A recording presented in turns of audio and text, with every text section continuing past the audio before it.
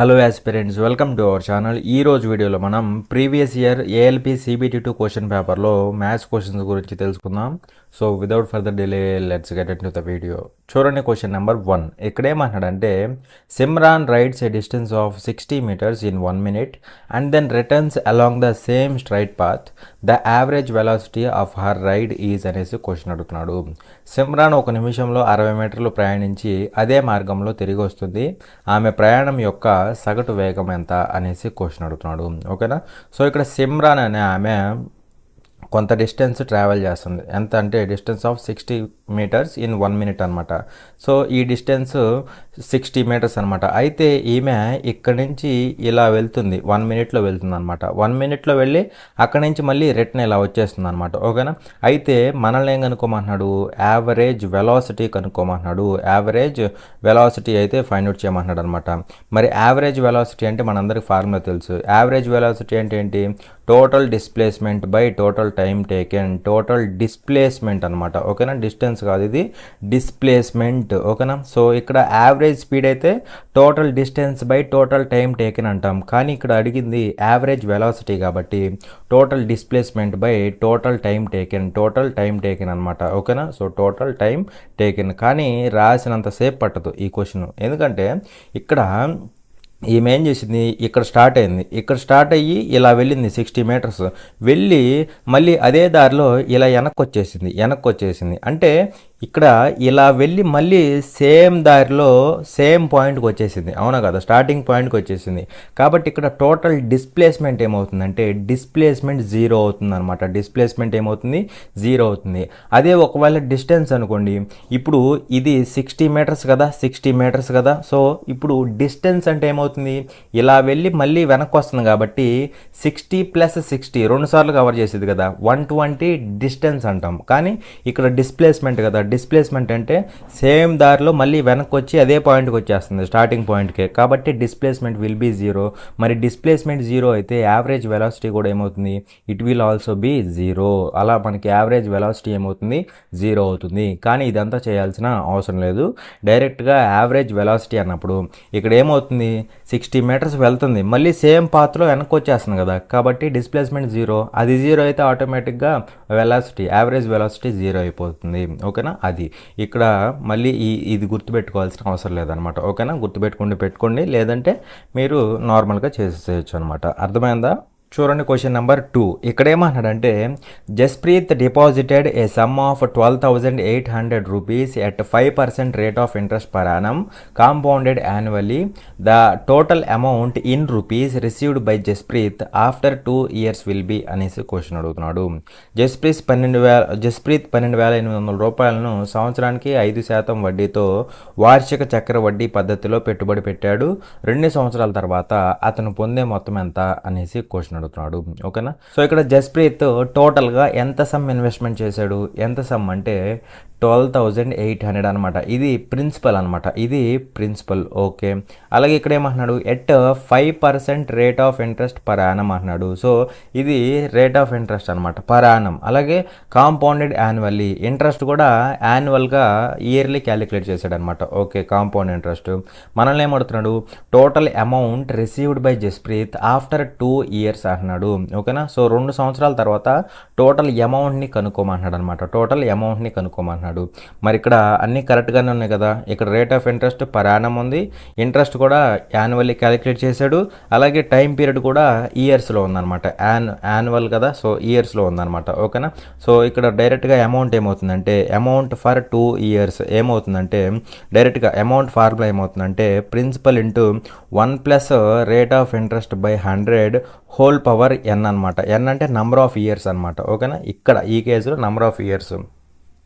So principal ఏమవుతుందో చెప్పండి. Principal ఏమవుతుంది, 12,800 ఇంటూ ఏమవుతుంది ఇక్కడ చెప్పండి, 1 + రేట్ ఆఫ్ ఇంట్రెస్ట్ ఎంత, 5%. 5% అంటే ఎంత అవుతుంది మనకి, 5% అంటే 5 అవుతుందా, 5 తీసుకోవాలి, బై 100 పవర్ 2 అనమాట. అవునా. So that is equal to 12,800 into ఇది ఎంత అవుతుంది, 1/20 అవుతుందా. ఇక్కడ చూస్తే 1/20 అవుతుందా, 20. సో ఇక్కడ ఏమవుతుంది, బై 20 పైనేమో 20 + 1 21 అయిద్దా 21 మొత్తానికి స్క్వేర్ వచ్చింది. కాబట్టి నేనేం చేస్తున్నాను ఇంటూ 21/20 చేస్తున్నా, స్క్వేరే కదా. సో అది మరి ఇక్కడ చూస్తే ఏమవుతుందంటే చూడండి, ఇది ఎంత అవుతుంది 400 అవుతుందా, లేదంటే ఇక్కడ 00 క్యాన్సిల్ చేయండి, 0000 4 ఇక్కడ ఎన్ని టైమ్స్ పోతుంది 4 ఇక్కడ 32 టైమ్స్ పోతుందా. సో అలా ఇక్కడ 32 ఇంటూ పైన ఎంత అవుతుంది 21 ఇంటూ 21 అంటే 441 అవుతుందా, 441 అవునా కదా. సో ఇక్కడ మళ్ళీ మనం ఏం చేయాలంటే చూడండి సింపుల్గా నార్మల్ క్యాలిక్యులేషన్ చేసుకోవచ్చు, లేదంటే డిజిటల్ సమ్లు కూడా అప్లై చేసుకోవచ్చు. ఓకేనా. సో ఇక్కడ చూస్తే 441 ఇంటూ 32 చేయండి 32 అనమాట. 2 ఇంటూ 441 అంటే 884 అవుతుందా, అవునా కదా. 3 1s 3, 3 4s 12, 1 క్యారీ, 3 4s 12, 1 13 అవుతుందా 13. సో 4 11 ఇక్కడ 11 ఇక్కడ 4, సో 1 1 4 114 అంతేనా. సారీ 882 కదా, ఇక్కడ మర్చిపోయాను, సారీ 882 కదా. ఇక్కడ చూస్తే 3 ఇక్కడ ఎంత వచ్చింది మనకి 12 13 అనమాట. సో ఇక్కడ 2 11 ఇక్కడ మళ్ళీ 11 ఇక్కడ 4 1 4 112 14112 అనమాట. ఓకేనా. అలా సింపుల్గా ఆప్షన్ ఎంత ఆప్షన్ 1 అనమాట. ఓకేనా. ఇది ఒక మెథడ్. లేదు అంటే మనం ఇంకో మెథడ్ చేసుకోవచ్చు. ఎలాగంటే చూడండి జాగ్రత్తగా, ఇక్కడ కాంపౌండ్ ఇంట్రెస్ట్ అంటే ఇంట్రెస్ట్ ఎలా పడిద్ది, ఇంట్రెస్ట్ మీద ఇంట్రెస్ట్ పడిద్ది, అవునా కదా. ఇంట్రెస్ట్ మీద ఇంట్రెస్ట్ పడిద్ది, అవునా. సో ఇక్కడ ఇనీషియల్గా ప్రిన్సిపల్ ఎంత 12,800, అవునా. సో ఫస్ట్ ఇయర్ ఎంత ఇంట్రెస్ట్ వచ్చింది, ఫస్ట్ ఇయర్ ఎంత ఇంట్రెస్ట్ వచ్చింది అంటే 5% ఇంట్రెస్ట్ వచ్చిద్దా 5%, అవునా కదా. అంటే ఇక్కడ అమౌంట్ ఏమైంది, ఇనీషియల్గా ప్రిన్సిపల్ అనేది 100%, దాని మీద ఇంట్రెస్ట్ ఎంత వచ్చింది 5% వచ్చింది. అప్పుడు అమౌంట్ ఏమైంది అంటే 100 ప్లస్ ఇది ప్రిన్సిపల్ ప్లస్ ఇంట్రెస్ట్, అవునా కదా. సో 105% అయింది. ఎంత అయింది 105% అయింది. ఇది ఒక సంవత్సరానికి. మరి సెకండ్ ఇయర్ కూడా దీని మీద మళ్ళీ ఇంట్రెస్ట్ పడిద్దా, దీని మీద మళ్ళీ ఇంట్రెస్ట్ పడిద్ది. సెకండ్ ఇయర్ కూడా 5% కదా. అప్పుడు అమౌంట్ ఏమైంది మళ్ళీ 105% అయిద్దా, 105%. డైరెక్ట్గా అమౌంట్ ఇది అయిపోయింది. ఇంకా అర్థమైందా. ఇనీషియల్ ప్రిన్సిపల్ అంతా 12,800, దాని మీద ఫస్ట్ ఇయర్ ఎంత ఇంట్రెస్ట్ వచ్చింది 5% ఇంట్రెస్ట్ వచ్చింది. ఇది ఇంట్రెస్ట్ ఇది ప్రిన్సిపల్, మనం కనుక్కోవాల్సిన అమౌంట్ కాబట్టి ప్రిన్సిపల్ ప్లస్ ఇంట్రెస్ట్ అనమాట. సో ఇక్కడ అమౌంట్ ఏమైంది 105% అయింది. ఓకేనా. అది 1 ఇయర్కి. సెకండ్ ఇయర్కి మళ్ళీ 5% ఇంట్రెస్ట్ పడింది. అప్పుడు అమౌంట్ ఏమైంది మళ్ళీ 105% అయింది. ఓకేనా. సో అలా చేస్తే మనకు డైరెక్ట్గా ఆన్సర్ వచ్చేస్తుంది. ఇక్కడ చూస్తే 100 ఇక్కడ 100 క్యాన్సిల్, అవునా. 5 ఇక్కడ 20 టైమ్స్ పోతుంది, 5 ఇక్కడ 21 టైమ్స్ పోతుంది, అవునా కదా. 5 ఇక్కడ 4 టైమ్స్ పోతుంది, 5 ఇక్కడ 21 టైమ్స్ పోతుంది, 4 ఇక్కడ 1 టైం పోతుంది, 4 ఇక్కడ 32 టైమ్స్ పోతుందా. So 32 into 441 అయిందాక. సో ఎంత అయింది మనకి 14112 అయిందా 112. ఇది ఒక మెథడ్. ఇంకొక మెథడ్ ఉంది రేషియో మెథడ్ ఏమవుతుందంటే రేషియో మెథడ్లో రేట్ ఆఫ్ ఇంట్రెస్ట్ ఎంత 5% అంటే మనకి ఫ్రాక్షన్లో ఏమవుతుంది, ఇది మెథడ్ 2 అనమాట. ఓకేనా. ఇది మెథడ్ 1, ఇది మెథడ్ 2. రేట్ ఆఫ్ ఇంట్రెస్ట్ ఎంత 5%. 5% అంటే ఫ్రాక్షన్లో ఏమవుతుందో చెప్పండి. 5% అంటే ఫ్రాక్షన్లో ఏమవుతుందంటే 1/20 అవుతుంది. ఓకేనా. ఇది డినామినేటర్లోది ప్రిన్సిపల్ అవుతుంది, ఇది వచ్చేసరికి ఇంట్రెస్ట్ అవుతుంది, అవునా. సో ఇనీషియల్గా ప్రిన్సిపల్ అంతా ఇక్కడ మనం కట్టేది దేనికంటే రేషియో, ప్రిన్సిపల్కి అమౌంట్కి రేషియో కడతాం అనమాట. ఓకేనా. సో ప్రిన్సిపల్ ఎంత 20, మనకి అమౌంట్ ఏమైంది 20 + 1 ప్రిన్సిపల్ ప్లస్ ఇంట్రెస్ట్ కదా. సో 21 పార్ట్స్ అయింది అనమాట, అవునా. ఇది 1 ఇయర్కి. 2 ఇయర్స్కి కదా, అవునా కదా. 2 ఇయర్స్కి కాబట్టి ఇక్కడ కాంపౌండ్ ఇంట్రెస్ట్లో ఏం చేస్తామంటే 2 ఇయర్స్కి కాబట్టి స్క్వేరింగ్ చేస్తాం. అదే ఒకవేళ 3 ఇయర్స్కి అయితే క్యూబ్ చేస్తాం అనమాట. ఓకేనా. అది అలా చేసుకోవాలి. మరి ఇక్కడ 20 స్క్వేర్ అంటే ఎంత అవుతుంది 400 అవుతుందా 400. ఇది వచ్చేసరికి 441 అయిద్దా 441 అవుతుంది. మనకి ఇక్కడ ప్రిన్సిపల్ ఇచ్చాడు ఎంత 12,800. ఇక్కడ ఏమో ప్రిన్సిపల్ ఎన్ని పార్ట్స్ 400 పార్ట్సా. So 400 parts is equal to money రూపంలో 12,800. మనం కనుక్కోవాల్సింది అమౌంట్ అనమాట. అమౌంట్ కాబట్టి 441 పార్ట్సా 441 పార్ట్స్ అనమాట. ఇది కనుక్కుంటే సరిపోతుంది. మరి ఇక్కడ చూస్తే parts get cancelled, 0000 get cancelled, 4 1 time 4 ఇక్కడ 32 టైమ్స్ అనమాట. 32 ఇంటూ 441 అంటే ఎంత వచ్చింది మనకి 14112 వచ్చింది. ఓకేనా. అలా సింపుల్గా మనకు ఆప్షన్ ఏమవుతుందంటే ఆప్షన్ 1 అవుతుంది అనమాట. అర్థమైందా. సో ఇలా 3 డిఫరెంట్ వేస్లో చేసుకోవచ్చు. మీకు ఎలా కన్వీనియంట్గా ఉంటే అలా చేసుకోండి. మోస్ట్లీ ఈ రేషియో మెథడ్లో వెళ్ళొచ్చు, లేదు అంటే ఇది కూడా సింపుల్ మెథడ్, ఇది కూడా సింపుల్గానే వస్తుంది అనమాట. ఓకేనా. సో ఎలా అయినా సరే మీరు చేసుకోవచ్చు అనమాట. అర్థమైందా. చూడండి క్వశ్చన్ నెంబర్ 10. ఇక్కడ ఏమన్నాడంటే study the given pie chart and answer the question that follows అనేసి అంటున్నాడు. The given pie chart indicates the percentage wise breakup of students in different subjects అనేసి మనకి ఈ పై చార్ట్ అయితే ఇచ్చాడనమాట. ఓకేనా. సో ఇక్కడ ఒక కాలేజ్ ఉంది, అందులో స్టూడెంట్స్ ఉన్నారనమాట. అయితే ఇక్కడ ఇచ్చిన పై చార్ట్ ఏమని చెప్తుందంటే ఈ స్టూడెంట్స్ డిఫరెంట్ సబ్జెక్ట్స్లో ఎలా ఉన్నారో అది చెప్తుందనమాట. అంటే సింపుల్గా ఇక్కడ కంప్యూటర్ సబ్జెక్ట్ తీసుకుంటే ఇందులో స్టూడెంట్స్ ఎంత పర్సంటేజ్ ఉన్నారంటే 15% స్టూడెంట్స్ అయితే ఉన్నారనమాట. అవునా. అలాగే బాటనీ సబ్జెక్ట్ తీసుకుంటే ఇందులో స్టూడెంట్స్ ఎంత పర్సంటేజ్ ఉన్నారంటే 15% ఉన్నారనమాట. అవునా. ఫిజిక్స్ తీసుకుంటే ఫిజిక్స్లో 16% అయితే ఉన్నారనమాట. కెమిస్ట్రీలో 20% ఉన్నారు. మ్యాథ్స్లో 18% స్టూడెంట్స్ ఉన్నారు. జువాలజీలో 16% ఉన్నారు.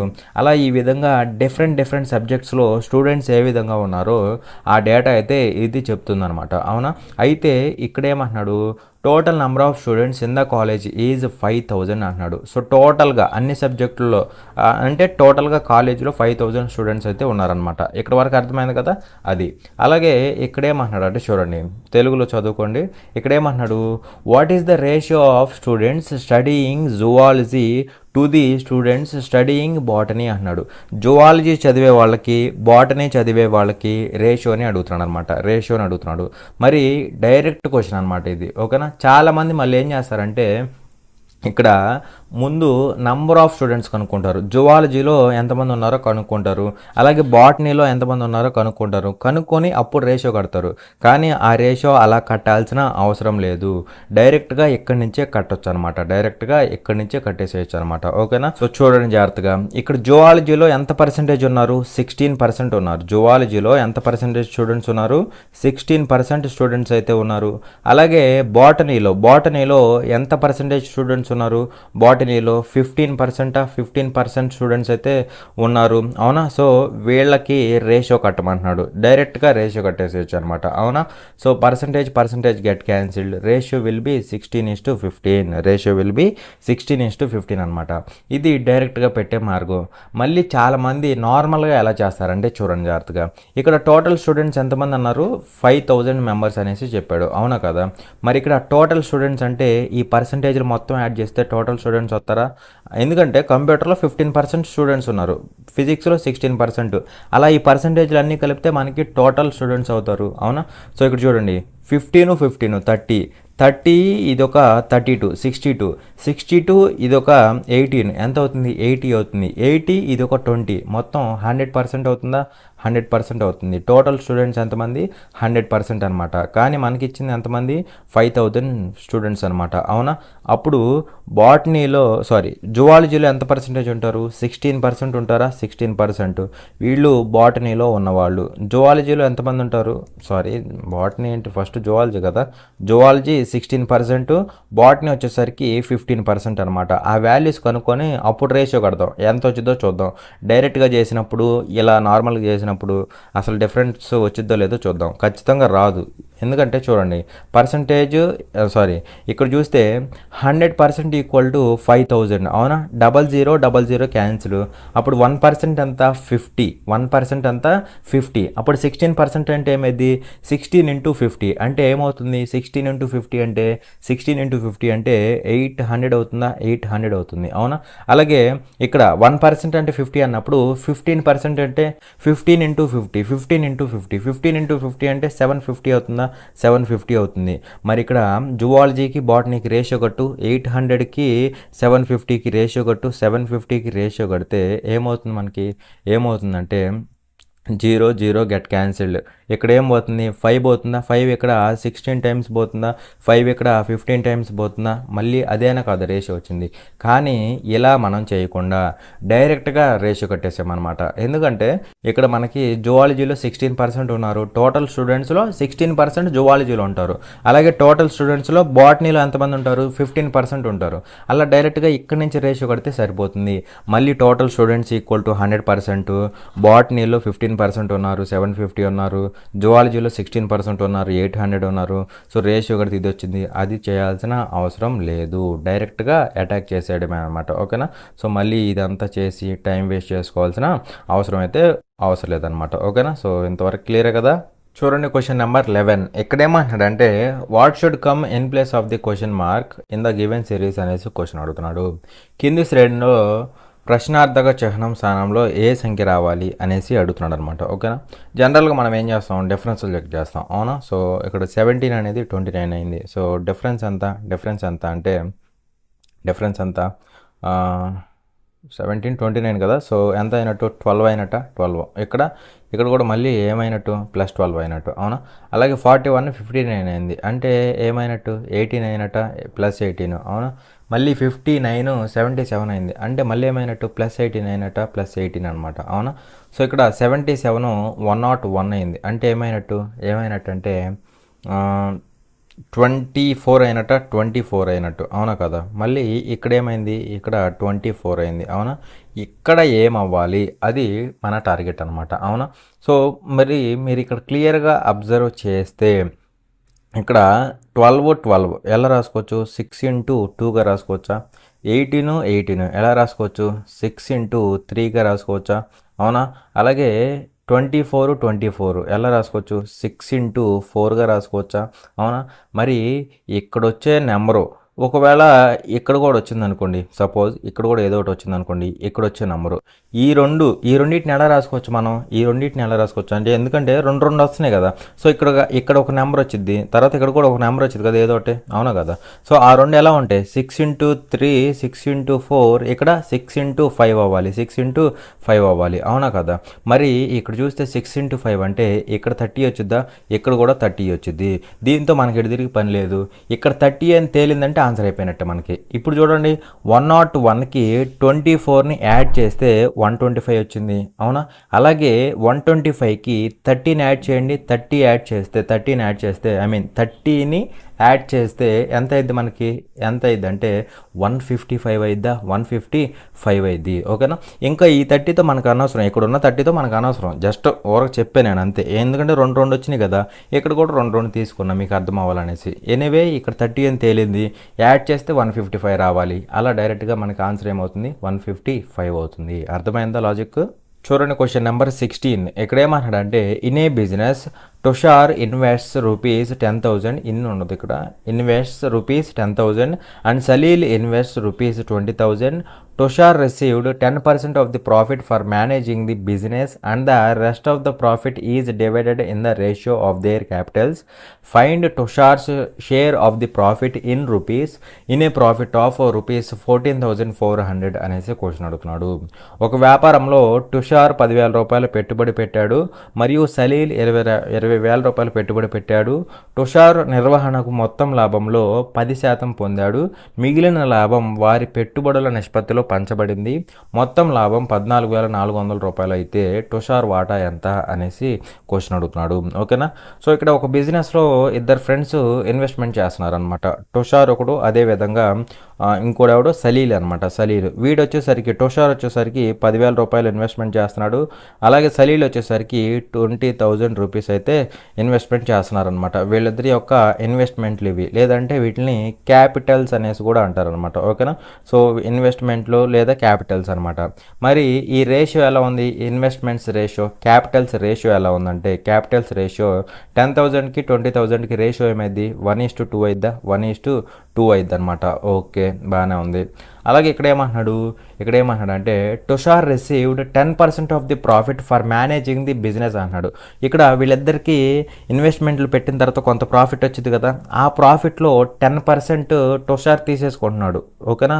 సో స్టార్టింగ్లో 10% తుషార్ తీసేసుకుంటున్నాడు. ఎందుకు, for managing the business. So business అంతా వీడే చూసుకున్నాడు కాబట్టి ఒక 10% ముందుగానే తీసేసుకుంటున్నాడు, ఓకేనా. సో టోటల్ ప్రాఫిట్ ఎంత అంటే మనీలో ఎంత ఉన్నా కానీ 100%, అవునా. అందులో అందులో వీడు ఎంత తీసుకున్నాడు, 10% ఆల్రెడీ తీసేసుకున్నాడు. ఓకే, రిమైనింగ్ ఎంత ఉంటుంది, రిమైనింగ్ ఎంత ఉంటుందంటే 90% ఉండిద్దా, రిమైనింగ్ 90% ఉండిద్ది ప్రాఫిట్, అవునా కదా, రిమైనింగ్ 90%. ఈ 90%ని ఎలా డివైడ్ చేస్తున్నారంటే చూడండి, rest of the profit is divided in the ratio of their Capitals. ఓకేనా, సో వాళ్ళ క్యాపిటల్స్ ఏ రేషియోలో ఉన్నాయో ఆ రేషియోలో ఈ మిగతా ప్రాఫిట్ని డివైడ్ చేస్తున్నారు అనమాట.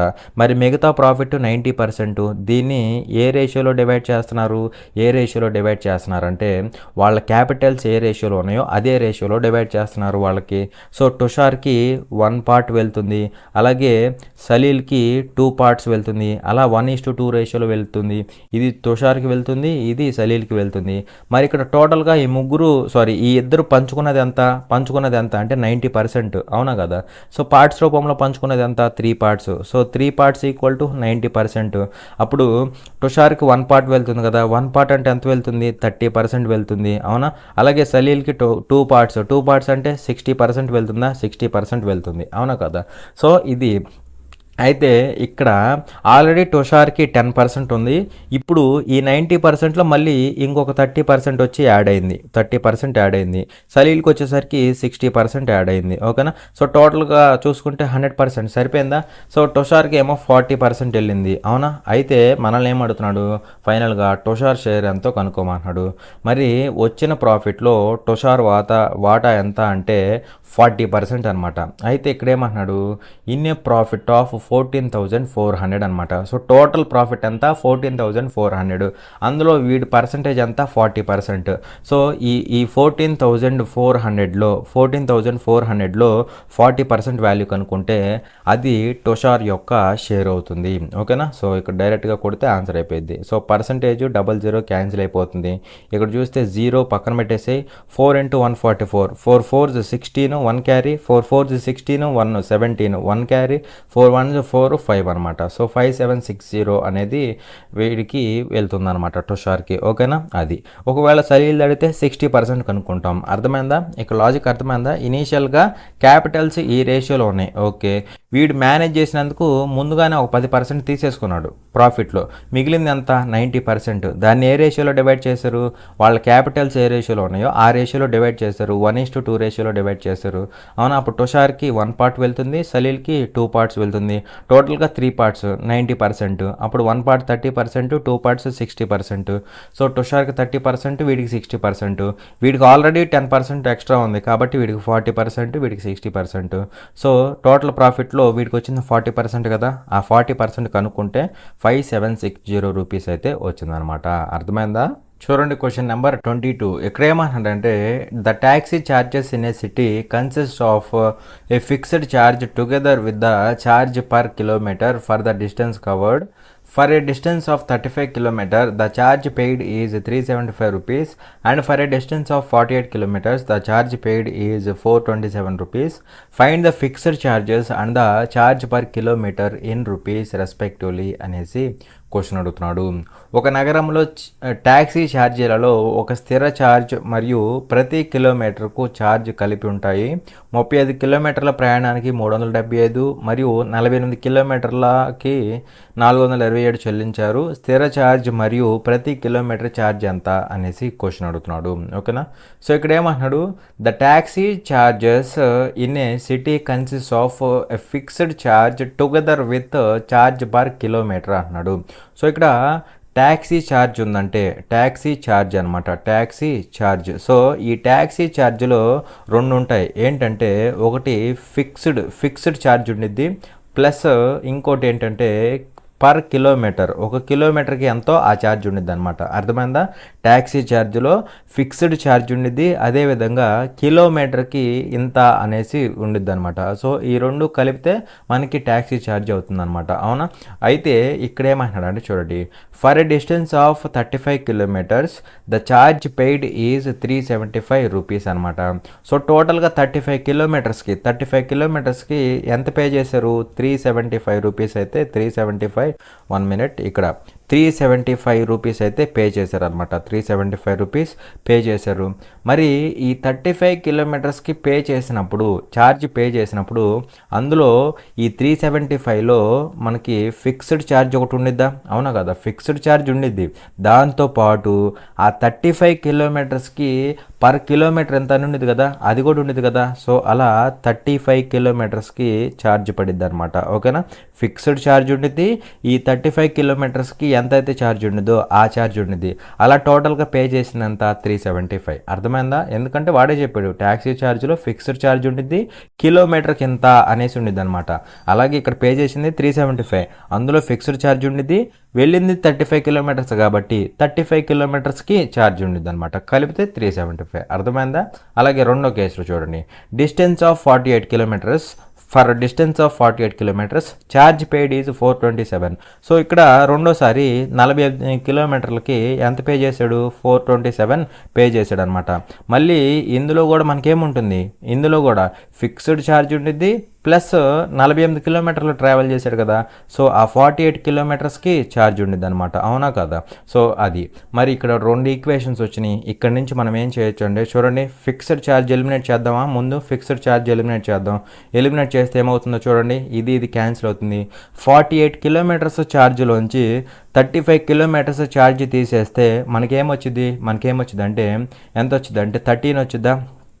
13 కిలోమీటర్స్ యొక్క ఛార్జ్ వచ్చింది. అవునా కదా, 13 కిలోమీటర్స్కి ఛార్జ్ ఎంత వచ్చింది ఈజ్ ఈక్వల్ టు, మరి ఇక్కడ చూస్తే ఏమవుతుంది, ఇక్కడ 7 నుంచి 5 పోతే 2, 42 నుంచి 37 పోతే 5 అవుతుందా? సో 52 రూపీస్ అవుతుందా? అప్పుడు 1 కిలోమీటర్కి ఛార్జ్ ఎంత అయింది? 1 కిలోమీటర్కి ఛార్జ్ ఎంత అయింది అంటే 13 1 టైమ్, 13 ఇక్కడ 4 టైమ్స్. సో 1 కిలోమీటర్ ఛార్జ్ ఎంత అయింది? 4 రూపీస్ అయింది. 1 కిలోమీటర్ ఛార్జ్ ఎంత అయింది? 4 రూపీస్ అయింది. అవునా, మరి ఇక్కడ చూస్తే మనల్ని ఏం కనుక్కోమన్నాడు చూడండి, find the fixed charge and charge per kilometre. So first fixed charge ఉండింది, తర్వాత కిలోమీటర్కి ఎంతో ఆ ఛార్జ్ ఉండింది అనమాట. సో ఇది ఫిక్స్డ్ ఛార్జ్, ఇది వచ్చేసరికి కిలోమీటర్ ఛార్జ్. మనకి ఇక్కడ 1 కిలోమీటర్కి ఛార్జ్ ఎంత వచ్చింది? 4 రూపీస్ వచ్చింది. మరి 1 కిలోమీటర్కి 4 రూపీస్ ఎక్కడ ఉంది? ఇదిగోండి ఆప్షన్ 1 అయిపోయింది ఆన్సర్. ఇంకా మళ్ళీ ఫిక్స్డ్ ఛార్జ్ కనుక్కోవాల్సిన అవసరం లేదు. లేదు మాకు కావాలి అనుకోండి, చేసుకోండి. ఏమైంది, ఇక్కడ 1 కిలోమీటర్ ఛార్జ్ ఎంత? 4 రూపీస్. సో ఈ ఈక్వేషన్ తీసుకుంటున్నాం. ఇక్కడ ఏముంది? ఫిక్స్డ్ ఛార్జ్ ఉందా? ఫిక్స్డ్ ఛార్జ్ ప్లస్ 38 కిలోమీటర్స్కి ఛార్జ్ ఏమైంది? 1 కిలోమీటర్కి 4 రూపీస్. 35 కిలోమీటర్స్కి ఎంత అవుతుంది? 35 ఇంటూ 4 ఎంత అవుతుంది మనకి? ఎంత అవుతుందంటే 140 అవుతుందా? 140 రూపీస్ అవుతుంది. అవునా కదా? ఈజ్ ఈక్వల్ టు 375 రూపీసా? 375 రూపీస్ అనమాట. అప్పుడు ఫిక్స్డ్ ఛార్జ్ ఏమైంది? ఫిక్స్డ్ ఛార్జ్ విల్ బి 375లోంచి 140 తీసేసాయి. 140 తీసేస్తే ఏమైంది? ఇది ఒక 5, ఇది ఒక 3, ఇది ఒక 2, 235 రూపీస్ అవుతుంది అనమాట. ఓకేనా? సో అలా ఫిక్స్డ్ ఛార్జ్ 235, అలాగే కిలోమీటర్ ఛార్జ్ 4 రూపీస్ అనమాట. వన్స్ ఇక్కడ కిలోమీటర్ ఛార్జ్ 4 రూపీస్ వచ్చేయగానే మనం ఏం చేయాలి? డైరెక్ట్గా 4 ఒక చోట ఉంది కాబట్టి అది పెట్టేసేయాలన్నమాట. మళ్ళీ ఇది చేయాల్సిన అవసరం లేదు. అర్థమైంది కదా? సో ఇది చూడండి, క్వశ్చన్ నెంబర్ 27. ఇక్కడ ఏమన్నాడంటే what should come in place of the question mark in the given series అనేసి క్వశ్చన్ అడుగుతున్నాడు. కింది శ్రేణిలో ప్రశ్నార్థక చిహ్నం స్థానంలో ఏ సంఖ్య రావాలి అనేసి క్వశ్చన్ అడుగుతున్నాడు అనమాట. ఓకేనా? సో చూడండి, 87, 118, 149 ఇలా మనకి సిరీస్ ఉంది కదా. చూడండి జాగ్రత్తగా, ఇక్కడ ఏమవుతుంది? జనరల్గా డిఫరెన్సే కదా మనం చూసేది. సో డిఫరెన్స్ చూడండి, 87 అనేది 118 అయింది. సో డిఫరెన్స్ ఎంత అంటే మనకి 31 అవుతుందా? 31 డిఫరెన్స్. ఇక్కడ మళ్ళీ డిఫరెన్స్ ఎంత? మళ్ళీ 31 అవుతుంది. అవునా? సో ఇక్కడ కూడా ఏమవ్వాలి? ఖచ్చితంగా 31 డిఫరెన్స్ అవ్వాలి. ఇక్కడ కూడా డిఫరెన్స్ ఏమవ్వాలి? ఖచ్చితంగా 31 డిఫరెన్స్ అవ్వాలి. అలాగే ఇక్కడ డిఫరెన్స్ చూడండి, నార్మల్గా అన్ని 31లే కదా. ఇక్కడ కూడా 31 వస్తుందో లేదో చూడు, 31 వస్తుందో లేదా అంటే 31 వచ్చింది అనమాట. మరి ఇక్కడ చూడండి, 87కి 31 యాడ్ చేస్తే 118 అవుతుంది. అలాగే 118కి 31 యాడ్ చేస్తే 149 అవుతుంది. ఇప్పుడు క్వశ్చన్ మార్క్ కావాలి. అది ఎలా వచ్చింది? 149కి 31 యాడ్ చేస్తే వచ్చింది. So question mark equal to ఎలా వచ్చింది? 149కి 31 యాడ్ చేస్తే వచ్చింది.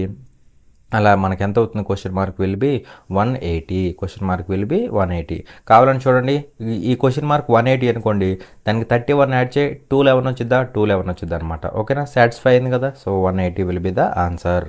చూడండి క్వశ్చన్ నెంబర్ 28. ఇక్కడ ఏమంటున్నాడంటే the HCF of two numbers is 62 and the other two factors of the LCM of these numbers అనమాట. ఇది of these numbers are 7 and 9. Which of the options given below can be a possible value of the smaller of the two numbers అనేసి question అడుగుతున్నాడు. రెండు సంఖ్యల గసాబా 62, కసాగుకి సంబంధించిన మిగతా గుణకాలు 7 మరియు 9, చిన్న సంఖ్య ఎంత కావచ్చు అనేసి క్వశ్చన్ అడుగుతున్నాడు. ఓకేనా, సో ఇక్కడ టూ నెంబర్స్ ఉన్నాయి, వాటి యొక్క హెచ్సిఎఫ్ ఎంత అంటే 62. మరి ఆ టూ నెంబర్స్ని ఎలా అనుకోవచ్చు అంటే హెచ్సిఎఫ్ 62 కాబట్టి ఆ టూ నెంబర్స్ని నేను ఏమనుకుంటానంటే ఒకదాన్ని 62x అనుకుంటున్నా, ఇంకొక దాన్ని 62y అనుకుంటున్నా. అంటే 62 ఇంటూ ఎక్స్ ఇది ఒకటి, 62 ఇంటూ వై ఇది ఇంకోటి అనమాట. ఓకేనా, 62ని ఎందుకు తీసుకున్నాను, వాటి యొక్క హెచ్సిఎఫ్ 62 కాబట్టి, వాటి యొక్క హెచ్సిఎఫ్ 62 కాబట్టి. ఓకేనా, అది. అండ్ అలాగే ఇక్కడ ఎక్స్ వై ఎలా ఉంటాయి అంటే కో ప్రైమ్గా ఉంటాయి అనమాట. కో ప్రైమ్గా ఉంటాయి. కో ప్రైమ్ అంటే ఇంక ఈ రెండిట్లో క్యాన్సిలేషన్స్ ఉండవు అనమాట. ఎక్స్ వై రాస్తే ఆ రెండిట్లో క్యాన్సిల్ అయ్యేది ఏది ఉండదు, అలా ఉంటాయి అనమాట ఎక్స్ వై అనేవి. ఓకేనా, సో అలా ఎనీవే ఇది ఒక నెంబరు, ఇది ఒక నెంబర్ అనమాట. అవునా, అయితే ఇక్కడ ఏమంటున్నాడు and the other two factors of the LCM of these numbers are 7 and 9 అంటున్నాడు. సో ఇక్కడ ఈ రెండింటి యొక్క ఎల్సిఎం కనుక్కో. ముందు ఎల్సిఎం ఏమవుతుంది, ఇక్కడ 62 ఇంటూ ఎక్స్, 62 ఇంటూ వై, రెండిట్లో 62 కామన్గా ఉంది. సో 62 ఒక ఫ్యాక్టర్ అయింది, ఇంటూ ఇక్కడ ఎక్స్ ఉంది, ఇక్కడ వై ఉంది. సో ఎక్స్ ఒక ఫ్యాక్టర్ అయింది, వై ఒక ఫ్యాక్టర్ అయింది అనమాట. ఎందుకంటే ఈ రెండిట్లో క్యాన్సిలేషన్స్ ఏమి ఉండవు కదా. సో ఎక్స్ తీసుకోవాలి, వై కూడా తీసుకోవాలన్నమాట. ఓకే, ఇక్కడ ఏమంటున్నాడు అదర్ టూ ఫ్యాక్టర్స్ ఏమంటున్నాడు ఎల్సిఎంలో అదర్ టూ ఫ్యాక్టర్స్ 7, 9 అంటున్నాడు. అంటే అదర్ టూ ఫ్యాక్టర్స్ అంటే ఆల్రెడీ ఒక ఫ్యాక్టర్ తెలుసు, హైయెస్ట్ కామన్ ఫ్యాక్టర్ తెలుసు, ఇది 62 అని తెలుసు. అవునా, అదర్ ఫ్యాక్టర్స్ అంటే ఇవే కదా, వీటి వాల్యూస్ ఎంత అంట 7 and 9 అంట. అవునా, సో ఏదో ఒకటి 7 తీసుకో, ఇది 7 తీసుకుంటున్నా, ఇది 9 తీసుకుంటున్నా. మీరు ఇది 9 తీసుకొని ఇది 7 కూడా తీసుకోవచ్చు, మీ ఇష్టం, నో ప్రాబ్లం. ఓకేనా, సో ఎక్స్ వాల్యూ ఎంత, ఎక్స్ వాల్యూ 7, వై వాల్యూ 9. అప్పుడు నెంబర్స్ ఏమవుతాయి 62 ఇంటూ 7 అయింది, ఎక్స్ 7 కదా. సో ఇంకోటి 62 ఇంటూ 9 అయింది. మనల్ని ఏమాడుతున్నాడు which of the options given below can be a possible value of the smaller of the two numbers అన్నాడు. స్మాలర్ వాల్యూ కనుక్కోమంటున్నాడు. సో స్మాల్ అంటే ఇదే కదా, సో స్మాల్ అంటే ఇది, ఇదేమో లార్జ్ అనమాట. ఓకేనా, సో అలా స్మాల్ కనుక్కుంటే సరిపోతుంది. స్మాల్ ఎంత అవుతుంది 62 ఇంటూ 7 అనమాట. 7 2s ఎంత 14, లాస్ట్లో 4 ఉండాలి. సో ఒకే చోట ఉంది, అది ఆప్షన్ 1 అనమాట. ఓకేనా, సో మనకి ఏమవుతుంది, మనకి 434 అవుతుందా, 434 అనమాట.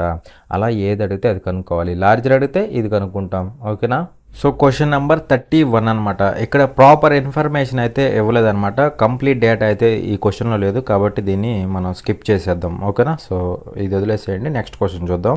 చూడండి క్వశ్చన్ నెంబర్ 32. ఇక్కడ ఏమంటున్నాడంటే ఫైండ్ ద వాల్యూ ఆఫ్ అనేసి ఇది ఇచ్చాడు కదా, సో దాని విలువను కనుక్కోమన్నాడు.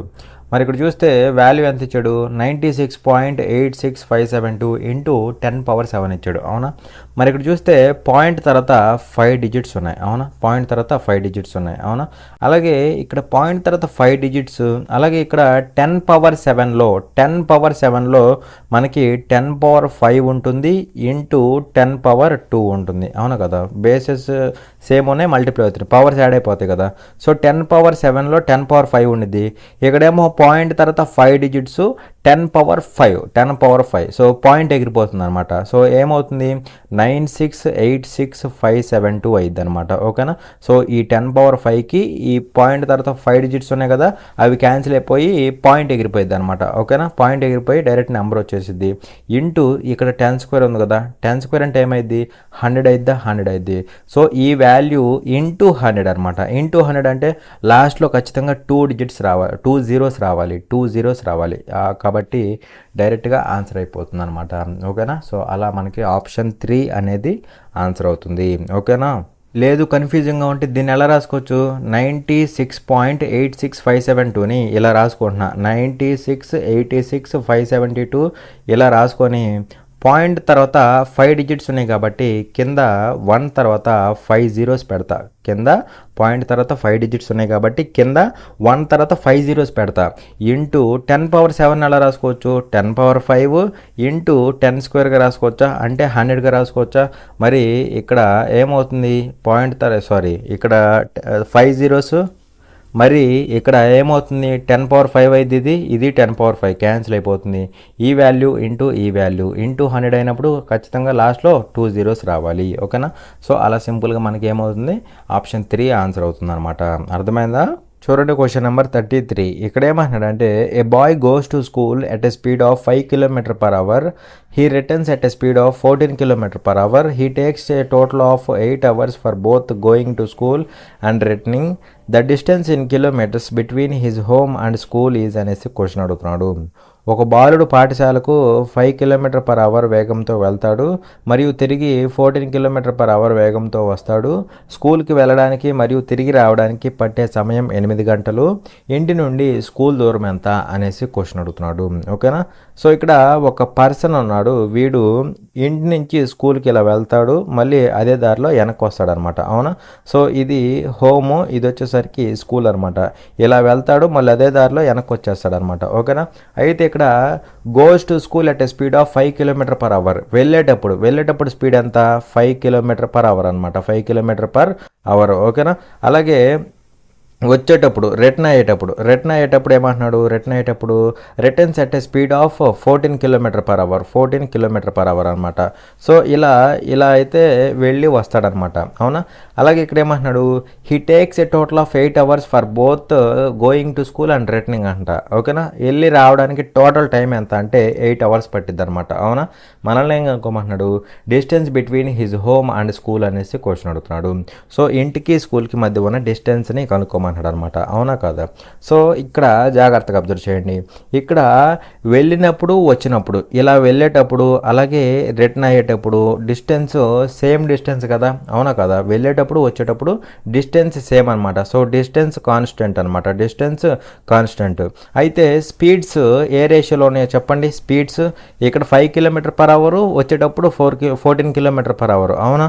సో ఏ రేషియోలో అవుతాయి అంటే 5:14 రేషియోలో ఉంటాయి అనమాట. అవునా? సో డిస్టెన్స్ కాన్స్టెంట్ వెళ్ళేటప్పుడు వచ్చేటప్పుడు. అవునా కదా? అప్పుడు టైమ్స్ రేషియో ఎలా ఉంటుంది? టైమ్స్ రేషియో దీనికి ఇన్వర్స్ అయ్యిద్ది. Distance equal to speed into time కదా.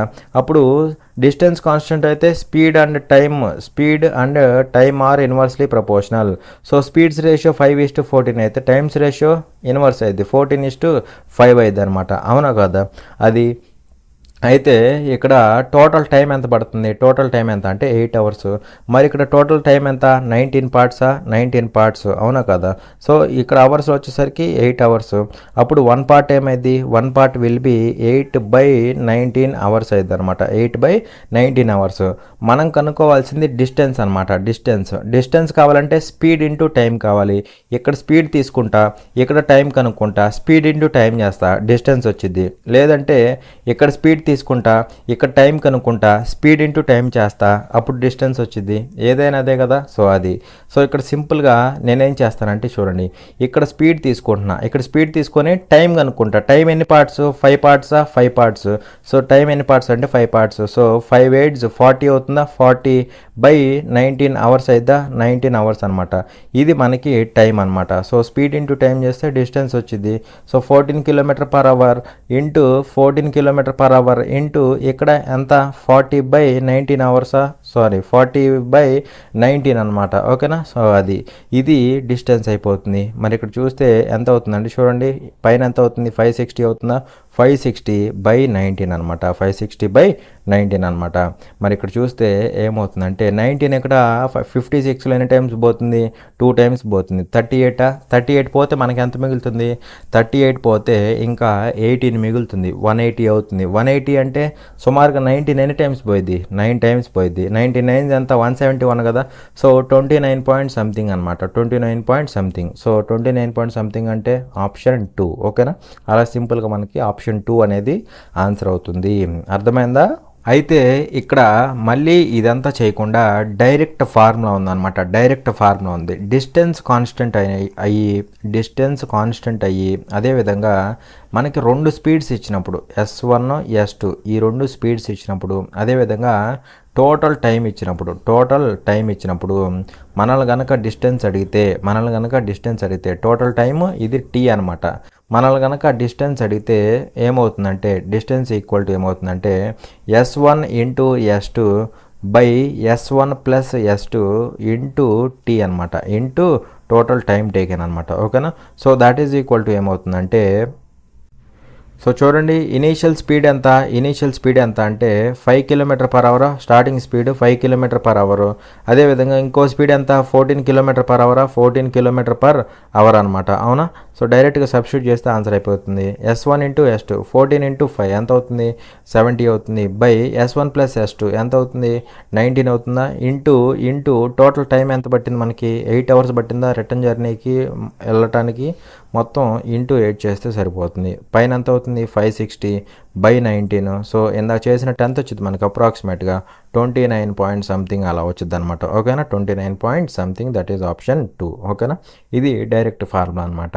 చూడండి క్వశ్చన్ నెంబర్ 34. ఎక్కడేమంటున్నాడు అంటే if 11.6:x is as x is to 2.9 and x greater than 0 then find the value of x అనేసి క్వశ్చన్ అడుగుతున్నాడు.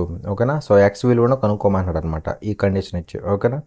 సో మీకు ఆల్రెడీ చెప్పాను నేను ఏంటి, ఈ చివరి వాటిని మల్టిప్లై చేయండి ఈజ్ ఈక్వల్ టు మధ్యలో వాటిని మల్టిప్లై చేయండి సరిపోతుంది. ఓకేనా. అంటే సింపుల్గా 11.6 ఇంటూ 2.9 ఇక్కడ పాయింట్ ఉండిద్ది. సో ఇక్కడ బై 10 రాసుకోవచ్చు, పాయింట్ ఎత్తేసి ఇక్కడ కూడా పాయింట్ ఎత్తేసి బై 10 రాసుకోవచ్చు. సో 2 పాయింట్లు ఎత్తేస్తే బై 100 రాసుకోవచ్చు. So that is equal to ఏమవుతుంది, ఇక్కడ చివరి వాటిని మల్టిప్లై చేసాం ఈజ్ ఈక్వల్ టు మధ్యలో వాటిని మల్టిప్లై చేయాలి కదా, ఏమవుతుంది x² అవుతుంది. మనం కనుక్కోవాల్సింది x వాల్యూ అనమాట. అవునా.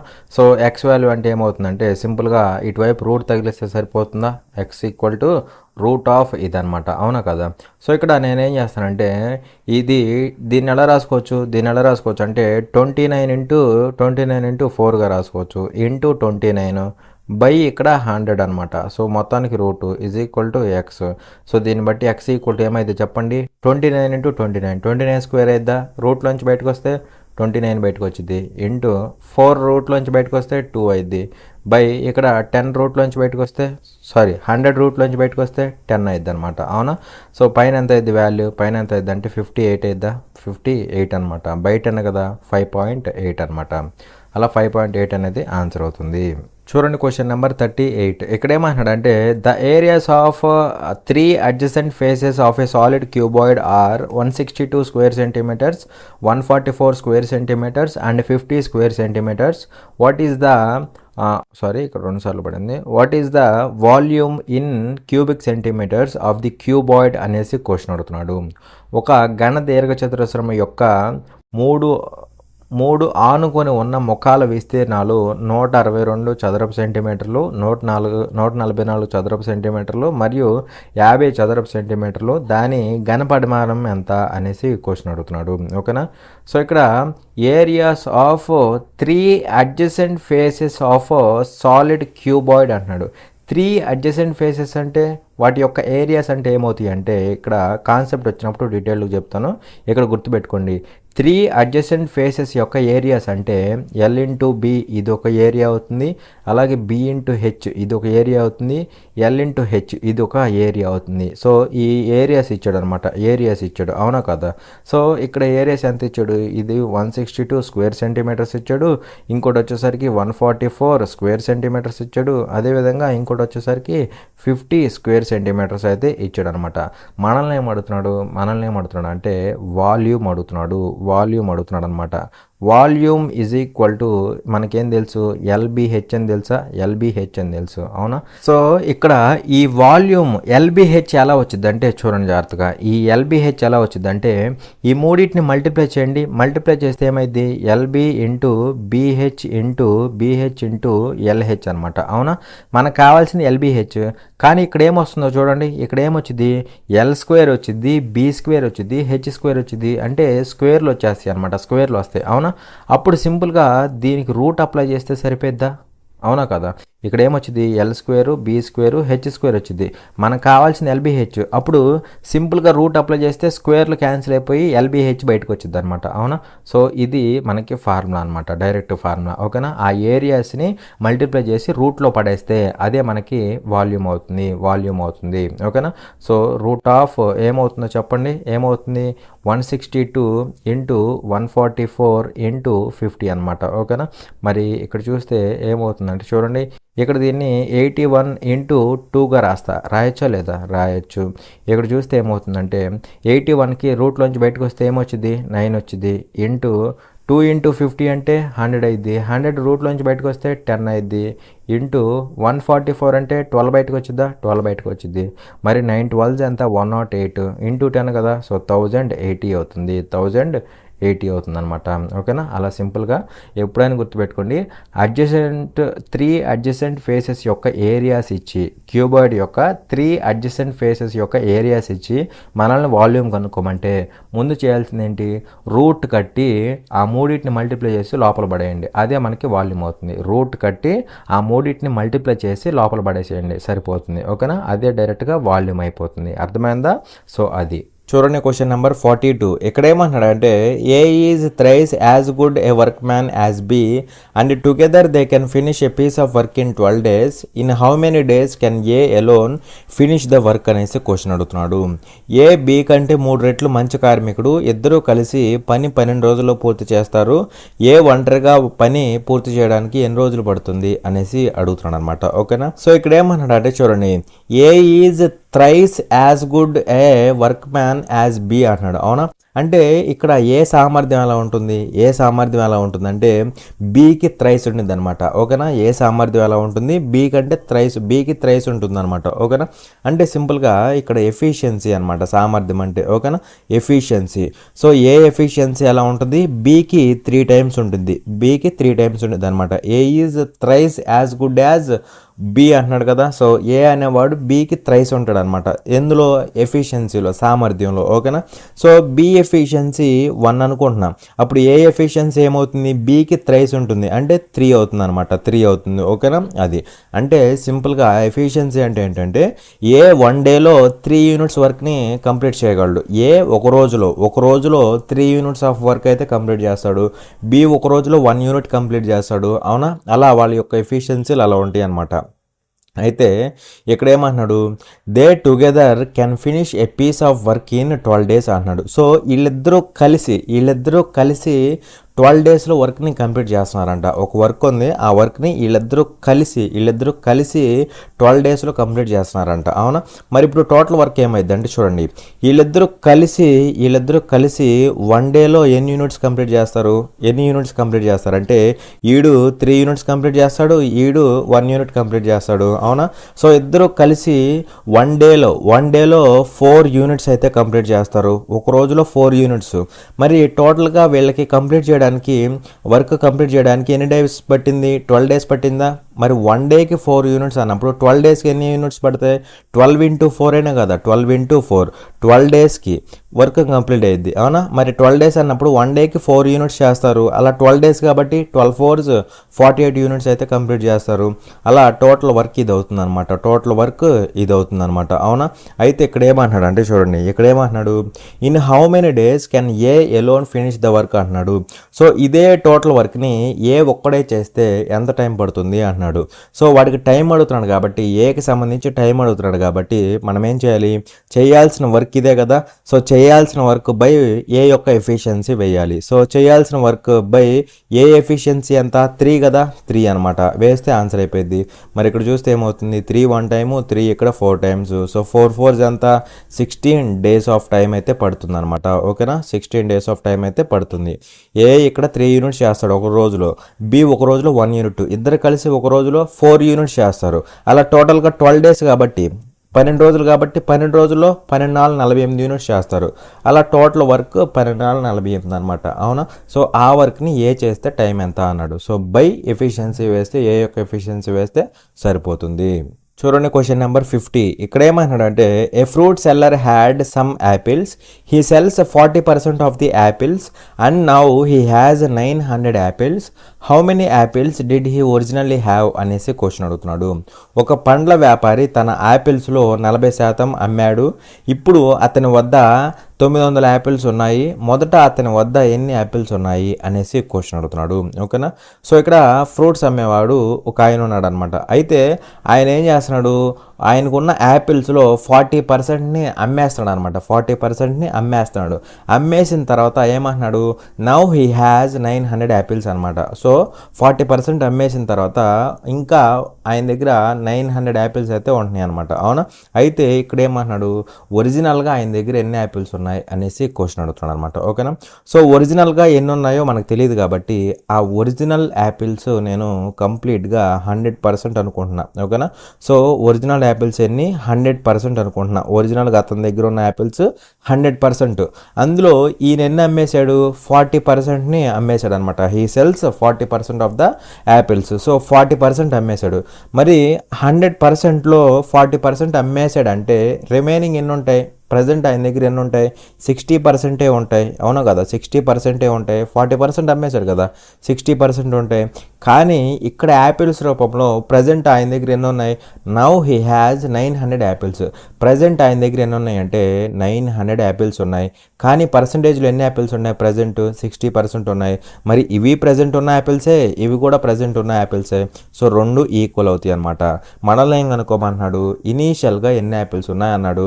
మరి ఇనీషియల్గా ఎన్ని యాపిల్స్ ఉన్నాయి, 100% యాపిల్స్ ఉన్నాయి. సో అవి యాపిల్స్ రూపంలో కనుక్కుంటే సరిపోతుంది. ఆ పర్సంటేజ్ని యాపిల్స్ రూపంలో కనుక్కుంటే సరిపోతుంది. So percentage get cancelled, 0 0 get cancelled. 6 1 time, 6 ఇక్కడ ఎన్ని టైమ్స్ పోతుంది, 6 ఇక్కడ 150 టైమ్స్ పోతుందా, 150. సో క్రాస్ మల్టిప్లై చేస్తే 1500 అయిద్దా, 1500 అనమాట. సో ఒరిజినల్గా ఎన్ని యాపిల్స్ ఉన్నాయి, 1500 యాపిల్స్ అయితే ఉన్నాయన్నమాట.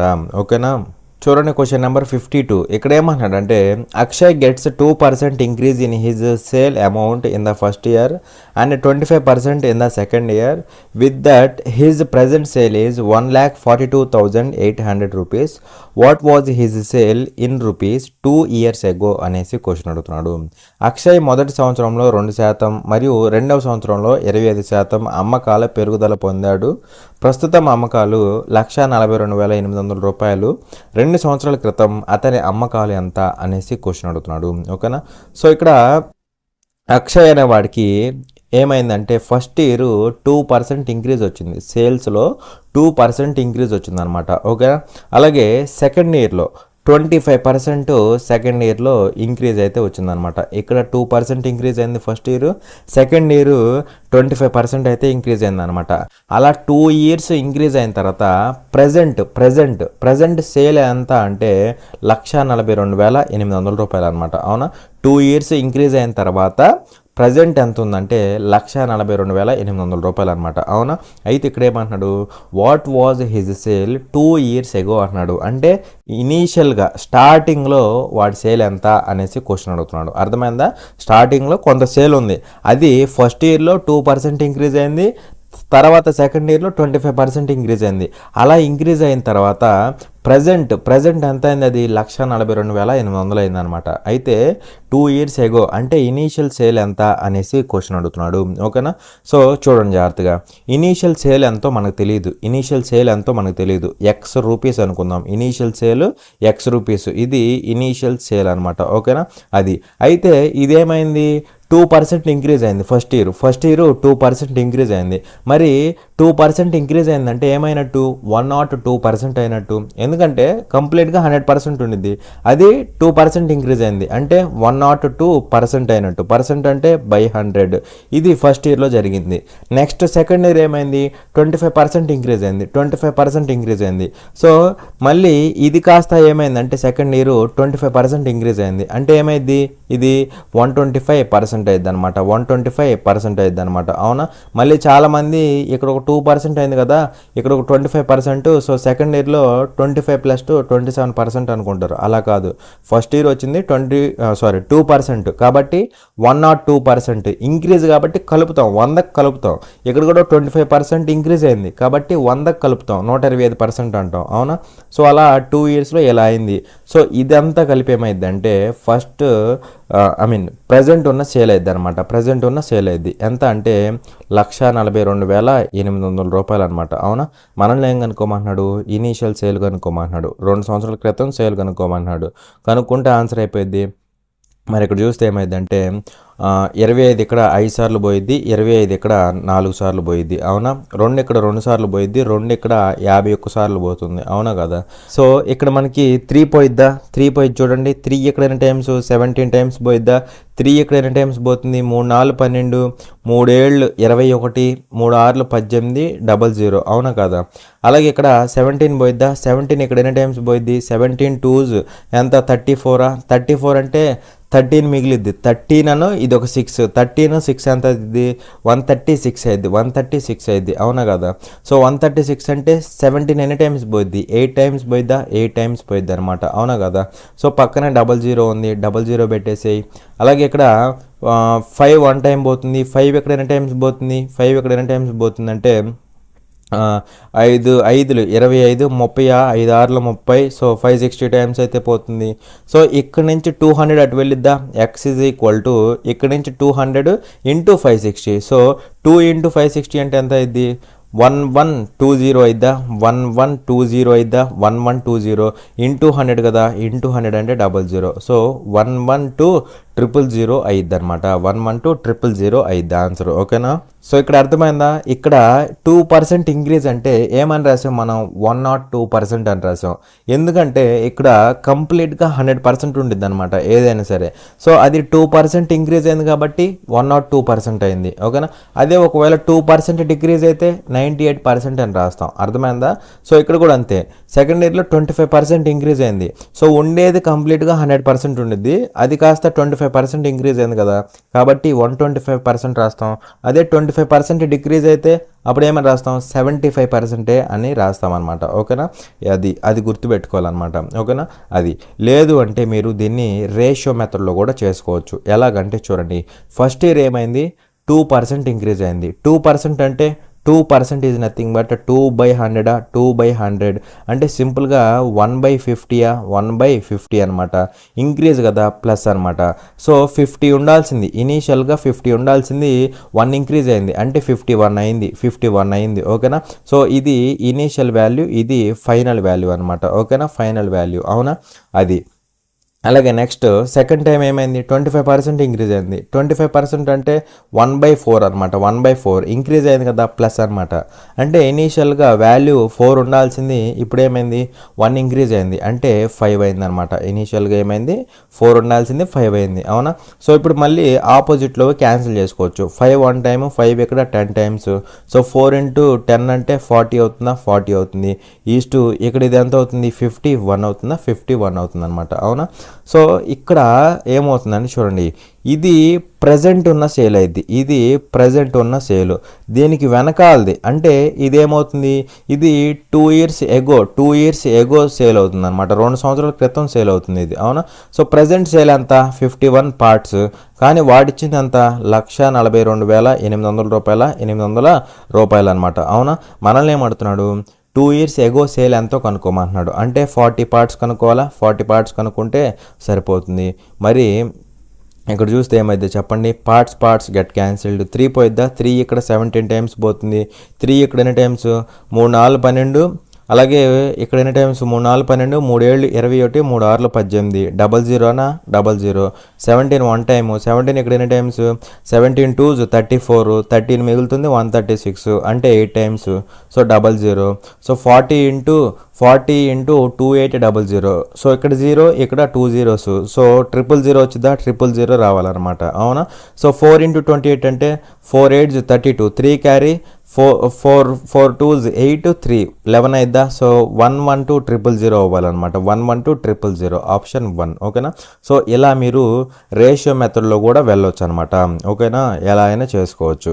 చూడండి క్వశ్చన్ నెంబర్ 55. ఇక్కడ ఏమన్నాడంటే if sine theta plus cos theta by sine theta minus cos theta is equal to 12 then the value of 121 tan square theta minus 3 divided by 169 cot square theta plus 1 is అనేసి question అడుగుతున్నాడు. ఓకేనా. So ఇక్కడ ఈ condition ఇచ్చేసి ఈ వాల్యూని find out చేయమంటున్నాడు. ఓకేనా. సో ఇక్కడ ఏమవుతుందంటే చూడండి, sign theta plus cos theta sine theta plus cos theta by sine theta minus cos theta is equal to 12 అనమాట. ఓకేనా. సో 12 ఇక్కడ నేనేం చేస్తానంటే ఇది మొత్తం అటు పట్టుకెళ్ళిపోతా. ఓకేనా, 12కి అటు సైడ్ పట్టుకెళ్ళిపోతా. అప్పుడు ఏమవుతుందంటే ఈజ్ ఈక్వల్ టు ఏమవుతుంది, ఇటు సైడ్ వస్తే sine theta minus cos theta అయిదా sine theta minus cos theta. ఇక్కడ ఇది యాక్చువల్గా ఇక్కడ బైలో ఉండాలి, నేను అటు పట్టుకెళ్ళిపోయా. ఓకేనా. సో అప్పుడు sine theta plus cos theta ఏమైంది, sine theta plus cos theta is equal to ఏమవ్వాలి, 12 sine theta minus 12 cos theta అవునా కదా. సో ఇక్కడ సైన్ థీటా ఇటు పట్టుకురా, ఈ మైనస్ 12 కాస్ థీటా ఇటు పట్టుకురా, 12 sine theta minus sine theta అంటే 11 సైన్ థీటా అయిద్దా, 11 సైన్ థీటా అయింది ఈజ్ ఈక్వల్ టు ఇక్కడ ఇది ఇటు వస్తే ఏమవుతుంది, 13 కాస్ థీటా అయిద్దా, 13 కాస్ థీటా అయింది. సో కాస్ ఇటు పట్టుకురా, సైన్ బై కాస్ అంటే ట్యాన్ అయిద్దా, ట్యాన్ థీటా అయింది. ట్యాన్ థీటా ఈక్వల్ టు ఏమవ్వాలి, ఈ 11 ఇటు పట్టుకొస్తే 13/11 అయిద్దా, 13/11 అయిద్ది అనమాట. అవునా కదా. సో ఇది అయితే ఇక్కడ మనల్ని ఏం కనుక్కోమంటున్నాడు, 121 tan square theta minus 3 divided by 169 cot square theta plus 1 ఈ వాల్యూ ఫైండ్ అవుట్ చేయమంటున్నాడు. అవునా. మరి ఇక్కడ చూస్తే 121 ఇంటూ tan స్క్వేర్ థీటా అంటే 13/11 స్క్వేర్ చేయాలి కదా, tan స్క్వేర్ కాబట్టి 169/121 అయిద్దా 121 మైనస్ 3 అయిద్దా minus 3 divided by 169 into cot square theta. Cot అంటే ఏమైంది, ట్యాన్ని ఇన్వర్స్ చేస్తే మనకి కాట్ అయింది. అవును కదా. సో 1/tan చేస్తే కాట్ వచ్చింది. అప్పుడు కాట్ వాల్యూ ఏమైంది, 11/13 అయిద్దా, 11/13. సో 11/13కి స్క్వేర్ చేయాలి. కాట్ థీటా అంటేనేమో 11/13 దానికి స్క్వేర్ వచ్చింది అనమాట, దానికి స్క్వేర్. సో ఇక్కడ ఏమవుతుంది, 121/169 అయిద్దా 169. సో ప్లస్ 1 కదా. సో అక్కడ నుంచి చేస్తే డైరెక్ట్గా ఆన్సర్ అయిపోయింది. So 121 get cancelled, 169 get cancelled. So value ఏమవ్వాలి, 169 మైనస్ 3 అంటే 166 అయిద్దా 166. ఇక్కడ 121 ప్లస్ 1 122 అయిద్దా 122. సో ఇక్కడ చూస్తే మనకి ఏమవుతుందంటే 2 ఇక్కడ 83 టైమ్స్ పోయిద్ది, 2 ఇక్కడ 61 టైమ్స్ పోతుంది. సో 83/61 అవుతుంది అనమాట, 83/61. ఓకేనా. చూడండి క్వశ్చన్ నెంబర్ 59. ఇక్కడ ఏమంటున్నాడంటే in a clearance sale of electronic items an item whose market price was 12,225 rupees is now sold for rupees 10,758. D% is the discount percentage on the item. The value of D is అనేసి question అడుగుతున్నాడు. 12,225 రూపాయలు ముద్రించబడిన ధర ఉన్న వస్తువు 10,758 రూపాయలకు అమ్మబడింది. Discount శాతం D% అయితే D విలువ ఎంత అనేసి క్వశ్చన్ అడుగుతున్నాడు. ఓకేనా. సో సింపుల్ క్వశ్చన్, జాగ్రత్తగా అబ్జర్వ్ చేయండి. ఇక్కడ ఒక ఐటమ్ ఉందన్నమాట, దాని యొక్క మార్కెట్ ప్రైస్ ఎంత, అంటే 12,225 రూపాయలు. అవునా. దాన్ని ఇక్కడ ఆఫర్ ఇచ్చి ఎంతకు అమ్ముతున్నాడు, సోల్డ్ ఫర్ రూపీస్ 10,758. సో 12,000 చిల్లర ఉన్న దాన్ని 10,758కి అయితే అమ్ముతున్నారనమాట. అవునా. అయితే ఇక్కడ D% అనేది డిస్కౌంట్ పర్సంటేజ్ అయితే D వాల్యూ కనుక్కోమంటున్నాడు. అంటే సింపుల్గా డిస్కౌంట్ పర్సంటేజ్ ఎంతో కనుక్కోమంటున్నాడు అనమాట, సింపుల్గా. ఓకేనా. మరి 12,225 రూపాయలు ఉన్నదాన్ని ఎంతకు అమ్మారు, 10,758 రూపాయలకి అమ్మారు. అంటే ఇక్కడి నుంచి ఇక్కడికి డిస్కౌంట్ ఎంత వచ్చినట్టు, అంటే చూడండి, ఇదేమో మార్కెట్ ప్రైస్, ఇదేమో సెల్లింగ్ ప్రైస్. సో మార్కెట్ ప్రైస్లోంచి సెల్లింగ్ ప్రైస్ తీసేస్తే మనకి డిస్కౌంట్ వచ్చింది. కంప్లీట్ కాన్సెప్ట్ మన దాంట్లో ఉంది, ప్లేలిస్ట్లో చెక్ చేయండి. ఓకేనా. సో ఇక్కడ ఏమవుతుందంటే చూడండి, 15లోంచి 8 పోతే 7, ఇక్కడ 11లోంచి 5 పోతే 6, అలాగే ఇక్కడ 11లోంచి 7 పోతే 4, ఇక్కడ 1, సో 1467 డిస్కౌంట్ వచ్చిందనమాట. సో ఇక్కడ మనల్ని అడుగుతుంది డిస్కౌంట్ పర్సంటేజ్ అనమాట. సో డిస్కౌంట్ ఎంత వచ్చింది? 1467 రూపాయలు వచ్చింది. దేని మీద డిస్కౌంట్ వచ్చింది? ఈ మార్కెట్ ప్రైస్ మీద డిస్కౌంట్ వచ్చింది అనమాట. అంటే 12,225 మీద పర్సంటేజ్ కదా, ఇంటూ 100 చేస్తే సరిపోతుంది. ఓకేనా? మరి ఇక్కడ చూస్తే ఏమవుతుందంటే చూడండి జాగ్రత్తగా, ఇక్కడ మనకి ఏం పోయిద్ది? 3 పోయిద్దా? 3 పోతుంది కదా, 3 పోయిద్ది. సో 3 ఇక్కడ ఎన్నిసార్లు? 3 4 12 26, 3 3 24, 3 9 27, అవునా కదా? అలాగే ఇక్కడ 3 ఎన్నిసార్లు పోయిద్ది? 3 4 12, 2లో పోదు, 3 7 21, 3 5 15, అవునా? సో ఇక్కడ 25 ఇక్కడ 4 టైమ్స్ పోయిద్దా? 25 4 టైమ్స్ పోయిద్ది. 25 ఇక్కడ ఎన్ని టైమ్స్? 25 1 టైం పోయిద్దా? 157 అయింది. 157 అంటే 25 6 అంత 150, సో 7 మిగులుతుందా? 75. 25 3 75 అనమాట, అవునా కదా? సో ఇక్కడ ఏం పోతుందో చెప్పండి. ఇక్కడ ఎగ్జాక్ట్గా 163, ఇక్కడ 1 టైము, 163 ఇక్కడ 3 టైమ్స్ పోయిద్ది. 3 4 అంతా 12. అలా డిస్కౌంట్ పర్సంటేజ్ అంతా 12% అనమాట. So 12% will be the answer. ఓకేనా? చూడండి క్వశ్చన్ నెంబర్ 61. ఇక్కడ ఏమంటున్నాడు అంటే find the value of x² + y² given that x = 7 + √1, y = 7 - √1 అనేసి క్వశ్చన్ అడుగుతున్నాడు. ఓకేనా? సో సింపుల్ క్వశ్చనే కదా. ఇక్కడ ఈ రెండు ఇచ్చేసి మనల్ని x² + y² value find out చేయమంటున్నాడు, అవునా కదా? సో ఇక్కడ x = ఎంత? 7 + √1, y = ఎంత? 7 - √1. మరి ఇక్కడ √1 అంటే ఎంత? 1 అయినా కాదా? సో x = 7 + 1 8 అవుతుందా? అలాగే y = 7 - 1, సో 6 అవుతుందా? 6 అవుతుంది అనమాట. సో మనల్ని అడిగింది x² + y². x² అంటే ఎంత అవుతుంది? 8² 64, 8² 64, ప్లస్ y² అంటే 36, 36, ఓవరాల్గా ఎంత అవుతుంది? 100 అవుతుంది. అలా సింపుల్గా 100 అంటే ఆప్షన్ 1 అనమాట. ఓకేనా? చూడండి క్వశ్చన్ నెంబర్ 62. ఇక్కడ ఏమంటున్నాడంటే the median of the data అనేసి మనకు కొంత డేటా ఇచ్చాడు కదా. సో ఆ డేటా యొక్క మీడియన్ని ఫైండ్ అవుట్ చేయమంటున్నాడు, మధ్యగతమును కనుక్కోమంటున్నాడు అనమాట, అవునా? సో ఇక్కడ అన్గ్రూప్డ్ డేటా ఇచ్చాడు అనమాట. ఓకేనా? ఇది గ్రూప్డ్ డేటా కాదు కదా, టేబుల్స్ అలా ఏమీ లేదు కదా. సో ఇది ungrouped data. So ungrouped data ఇచ్చి మీడియన్ కనుక్కోమంటే మనం ఏం చేయాలంటే ఇచ్చిన డేటాని అసెండింగ్ ఆర్డర్లో కానీ డిసెండింగ్ ఆర్డర్లో కానీ రాసుకోవాలన్నమాట. ఆరోహణ క్రమం కానీ అవరోహణ క్రమంలో కానీ రాసుకోవాలన్నమాట. సో నేను అసెండింగ్ ఆర్డర్లో రాస్తున్నాను అనమాట. ఓకేనా? సో ఎనీవే ఇక్కడ రాస్తే ఆర్డర్ ఏమవుతుందంటే చూడండి, ఇక్కడ జాగ్రత్త రాసుకోవాలి. 0 1 1 2 2 2 2 2 2 3 4 3 4 5 5 5 5 6 7 6 7 8 8 8, తర్వాత 9 9 9, తర్వాత వచ్చేసరికి 10 12. ఇది ఆర్డర్ అనమాట. ఓకేనా? ఇక్కడ నేను చూసేసి డైరెక్ట్గా రాసిన, మీరు జాగ్రత్త రాసుకోవాలి ఇక్కడ ఇచ్చిన దాన్ని బట్టి. ఓకేనా? సో ఇది అసెండింగ్ ఆర్డర్ అనమాట. ఓకేనా? సో అసెండింగ్ ఆర్డర్లో రాసిన తర్వాత మనం మీడియన్ ఎలా ఫైండ్ అవుట్ చేస్తామంటే జనరల్గా చెప్తున్నాను చూడండి.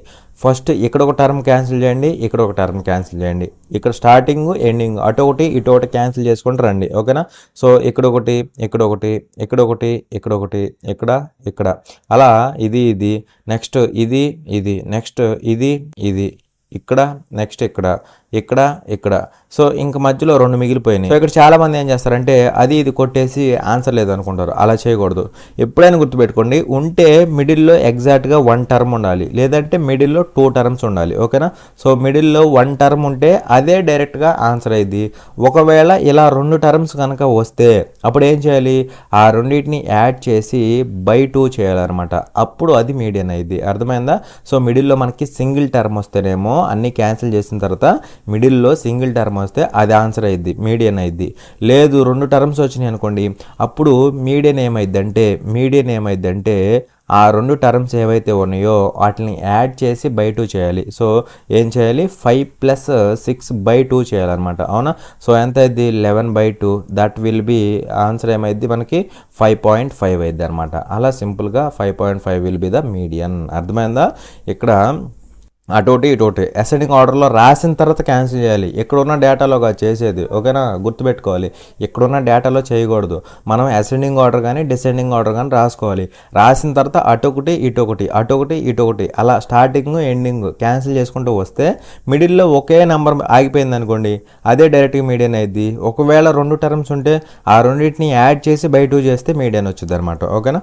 అది మీరు గుర్తుపెట్టుకోవాలి. ఇక్కడ అలా చేస్తే మనకి 5.5 వచ్చింది, ఓకేనా? చూడండి క్వశ్చన్ నెంబర్ 63. ఇక్కడ ఏమంటున్నాడు అంటే A can complete a piece of work in 18 days, B can complete it in 14 days. With the assistance of C they completed the work in 7 days. C alone can complete it in how many days అనేసి question అడుగుతున్నాడు. ఏ పనిని 18 రోజుల్లో, B పనిని 14 రోజుల్లో పూర్తి చేస్తారు. C సహాయంతో 7 రోజుల్లో పూర్తి చేశారు. సి ఒంటరిగా పని పూర్తి చేయడానికి ఎన్ని రోజులు పడుతుంది అనేసి క్వశ్చన్ అడుగుతున్నాడు, ఓకేనా? సో ఇక్కడ ఏమంటున్నాడు, A can complete a piece of work in 18 days. So ఇక్కడ ఏ ఒక వర్క్ని 18 daysలో కంప్లీట్ చేస్తాడు. అలాగే B can complete it in 14 days. So B ఒక్కడైతే అదే వర్క్ని 14 daysలో కంప్లీట్ చేస్తారు. అలాగే ఇక్కడ ఏమంటున్నాడు, with the assistance of C they completed the work in 7 days. So ఇక్కడ దే అంటే ఎవరు? ఏబి అనమాట. ఇనీషియల్గా ఉన్న ఏబి వాళ్ళు ఎవరితో కలిసి? With the assistance of C అంటే సితో కలిసి ఏమంటున్నాడు, they completed the work in 7 days. అంటే ఇక్కడ ఏబి వీళ్ళిద్దరూ సితో కలిసి ఆ వర్క్ని ఎన్ని డేస్లో కంప్లీట్ చేస్తారు? 7 daysలో కంప్లీట్ చేస్తారు అనమాట, అవునా? అయితే ఇక్కడ వీడేమడుతున్నాడు అంటే వీడి క్వశ్చన్లో ఏమంటున్నాడు, C alone can complete it in how many days అంటున్నాడు. సి ఒక్కడే చేస్తే ఎన్ని డేస్లో కంప్లీట్ చేస్తాడు అనేసి క్వశ్చన్ అడుగుతున్నాడు. మరి ఇక్కడ చూస్తే ఏమవుతుందని చూడండి, టోటల్ వర్క్ ఏమవుతుంది? ఈ మూడింటికి ఎల్సిఎం అవుతుంది, ఈ మూడింటికి ఎల్సిఎం. మరి ఇక్కడ 18, 14, 7 అనమాట. ఈ మూడింటికి ఎల్సిఎం తీసుకోవాలి. మరి ఇక్కడ 14, 7కి ఎల్సిఎం ఎంత అయింది? 14, 7కి ఎల్సిఎం ఎంత అయింది? 14 అయింది. కాబట్టి ఈ రెండింటిది తేలిపోయింది, ఇది వదిలేస్తాయి. నెక్స్ట్ 18, 14 ఈ రెండింటికి ఎల్సిఎం తీసుకోవాలన్నమాట. ఈ రెండింటికి ఎల్సిఎం తీసుకోవాలి. సో ఇక్కడ 18 ఎలా రాసుకోవచ్చు? 2 ఇంటూ 9గా రాసుకోవచ్చు. ఇక్కడ దీన్ని 2 ఇంటూ 7గా రాసుకోవచ్చా? 2 ఇంటూ 7గా రాసుకోవచ్చు. సో ఇప్పుడు ఈ రెండిట్లో ఎల్సిఎం తీయాలంటే చూడండి, ఇక్కడ రెండిట్లో కామన్గా 2 ఉంది, ఓకే 2 తీసేసి, ఇక్కడ 9 ఉంది, ఇక్కడ 7 ఉంది. సో డిఫరెంట్గా ఉన్నాయి కదా, సో 9, 7 తీసుకో. ఇక్కడ 2 టైమ్స్ తీసుకోకూడదు, కామన్గా ఉంది కదా, ఒకసారి తీసుకోవాలన్నమాట. సో అలా LCM 2 into 9 into 7 అయిద్దా? 2 into 9 into 7 అయిద్ది అనమాట, ఓకేనా? ఎల్సిఎం తేలిపోయింది కదా, ఎల్సిఎం తేలిపోయింది. ఇప్పుడు ఎఫిషియన్సీలు ఎలా వస్తాయో చెప్పండి. ఎఫిషియన్సీలు ఎలా వస్తాయి అంటే ఇది బై 18, అవునా? లేదు తర్వాత ఈడిది కావాలంటే ఇది బై 14, ఈడిది కావాలంటే ఇది బై 7 అనమాట. అలా చేసుకోవాలి, తెలుసు కదా మీకు ప్రాసెస్. సో ఇది బై 18 చేస్తే మనకి ఏమైంది? 18 చేస్తే ఏమైంది అంటే బై 18 చేస్తే ఇక్కడ 9 to 18 క్యాన్సిల్ అయ్యి 7 వచ్చిద్దా? సో ఇక్కడ 7 వచ్చిద్ది అనమాట, అవునా కదా? ఎఫిషియన్సీ 7. అలాగే ఇది బై 14 చేస్తే 2, 7 14 బై 14 క్యాన్సిల్ అయిద్దా? సో 9 వచ్చింది అనమాట, అవునా? సో 9 వచ్చింది. నెక్స్ట్ ఇది బై 7 చేస్తే 7 క్యాన్సిల్ అయిపోయి 2 9s ఎంత అయింది?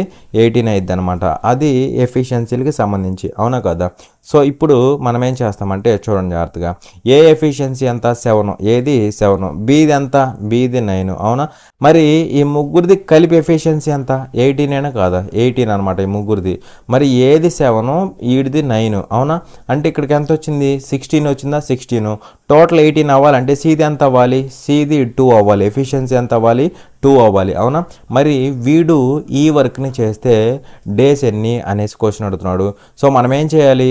చేయాల్సిన వర్క్ బై ఎవరు చేయాలో వాడి ఎఫిషియన్సీ. సో చేయాల్సిన వర్క్ ఇది బై దీన్ని సీ చేయాలి కదా, వాడి యొక్క ఎఫిషియన్సీ బైలో రాస్తే సరిపోతుంది. 2 గెట్ క్యాన్సిల్డ్, 9 ఏళ్ళు 63 అనమాట. సో 63 డేస్ అయితే పడతాయి అనమాట.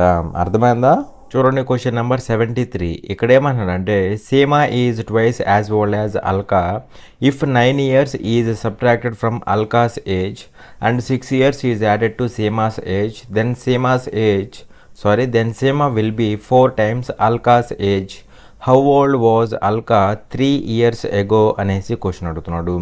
సీమా వయసు అల్కా వయసుకు రెట్టింపు. అల్కా వయసు నుండి 9 తీసి సీమా వయసుకు 6 కలిపితే సీమా వయసు అల్కా వయసుకి 4 రెట్లు అవుతుంది. 3 సంవత్సరాల క్రితం అల్కా వయసు ఎంత అనేసి క్వశ్చన్ అడుగుతున్నాడు. ఓకేనా. సో ఇక్కడ ఏమంటున్నాడు అంటే చూడండి జాగ్రత్తగా. ఇక్కడ ఏమంటున్నాడు, Seema is twice as well as Alka. అంటే సీమా ఎలా ఉంది, అల్కాకి ట్వైస్ ఉందన్నమాట. So Seema is equal to 2 times of Alka. Seema is equal to 2 times of Alka అనమాట. Seema present age S, Alka present age A అనమాట. ఓకేనా. Seema is twice as Alka అంటున్నారు కదా. సో సీమా ప్రజెంటేజ్ ఎలా ఉందంటే అల్కా ప్రజెంటేజ్కి ట్వైస్ ఉంది. ఓకేనా. ఇది ఒక కండిషను. అలాగే ఇక్కడ ఏమంటున్నాడు, if 9 years is subtracted from Alka's age. So Alka ప్రజెంటేజ్లోంచి 9 years సబ్ట్రాక్ట్ చేస్తున్నాడు. ఓకే. అలాగే ఇక్కడ ఏమంటున్నాడు, and 6 years is added to Seema's age. Seema present age S, దానికి 6 yearsని యాడ్ చేస్తున్నాడు. ఓకే. అలా జరిగిన తర్వాత ఏమంటున్నాడు, then Seema's age will be 4 times Alka's age అంటున్నాడు.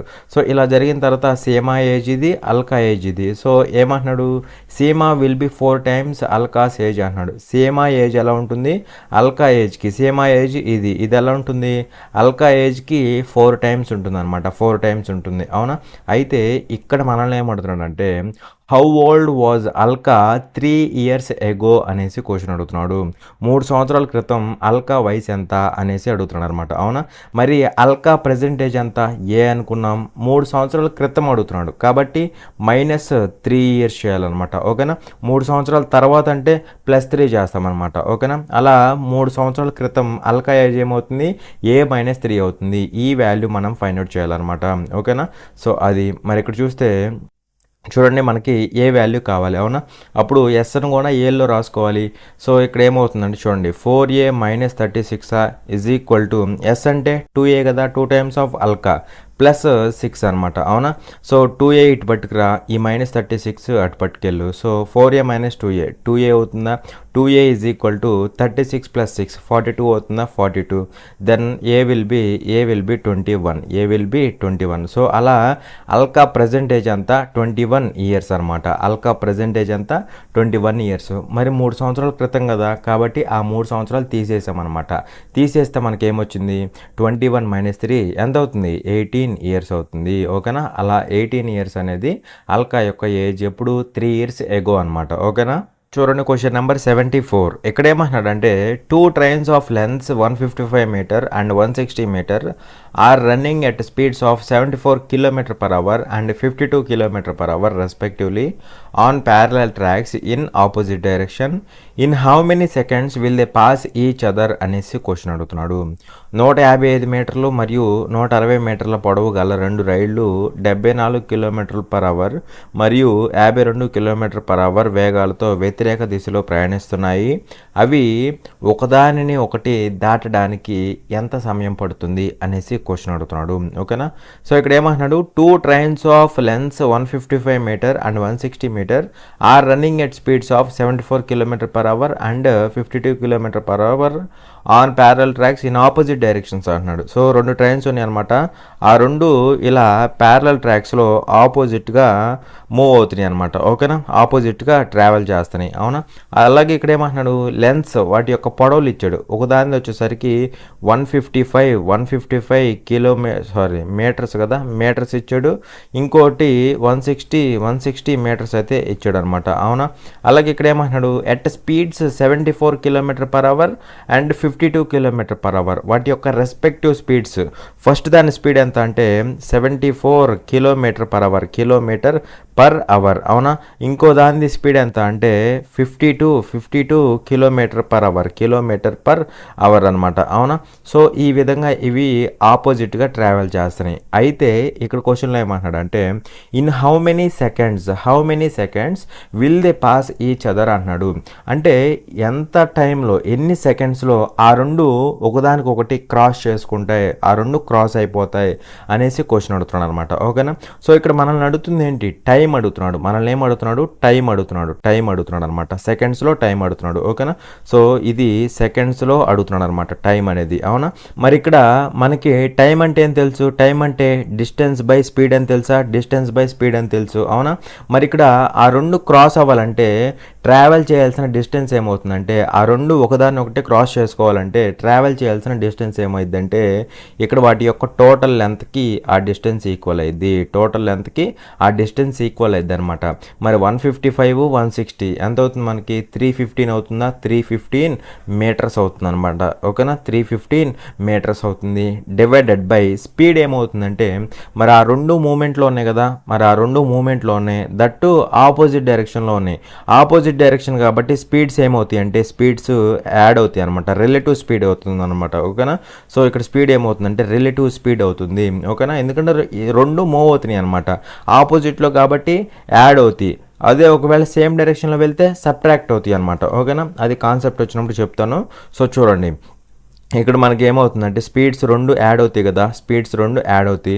74 52 ఎంత అవుతుందంటే మనకి 126 అవుతుందా? So 126 kilometre per hour.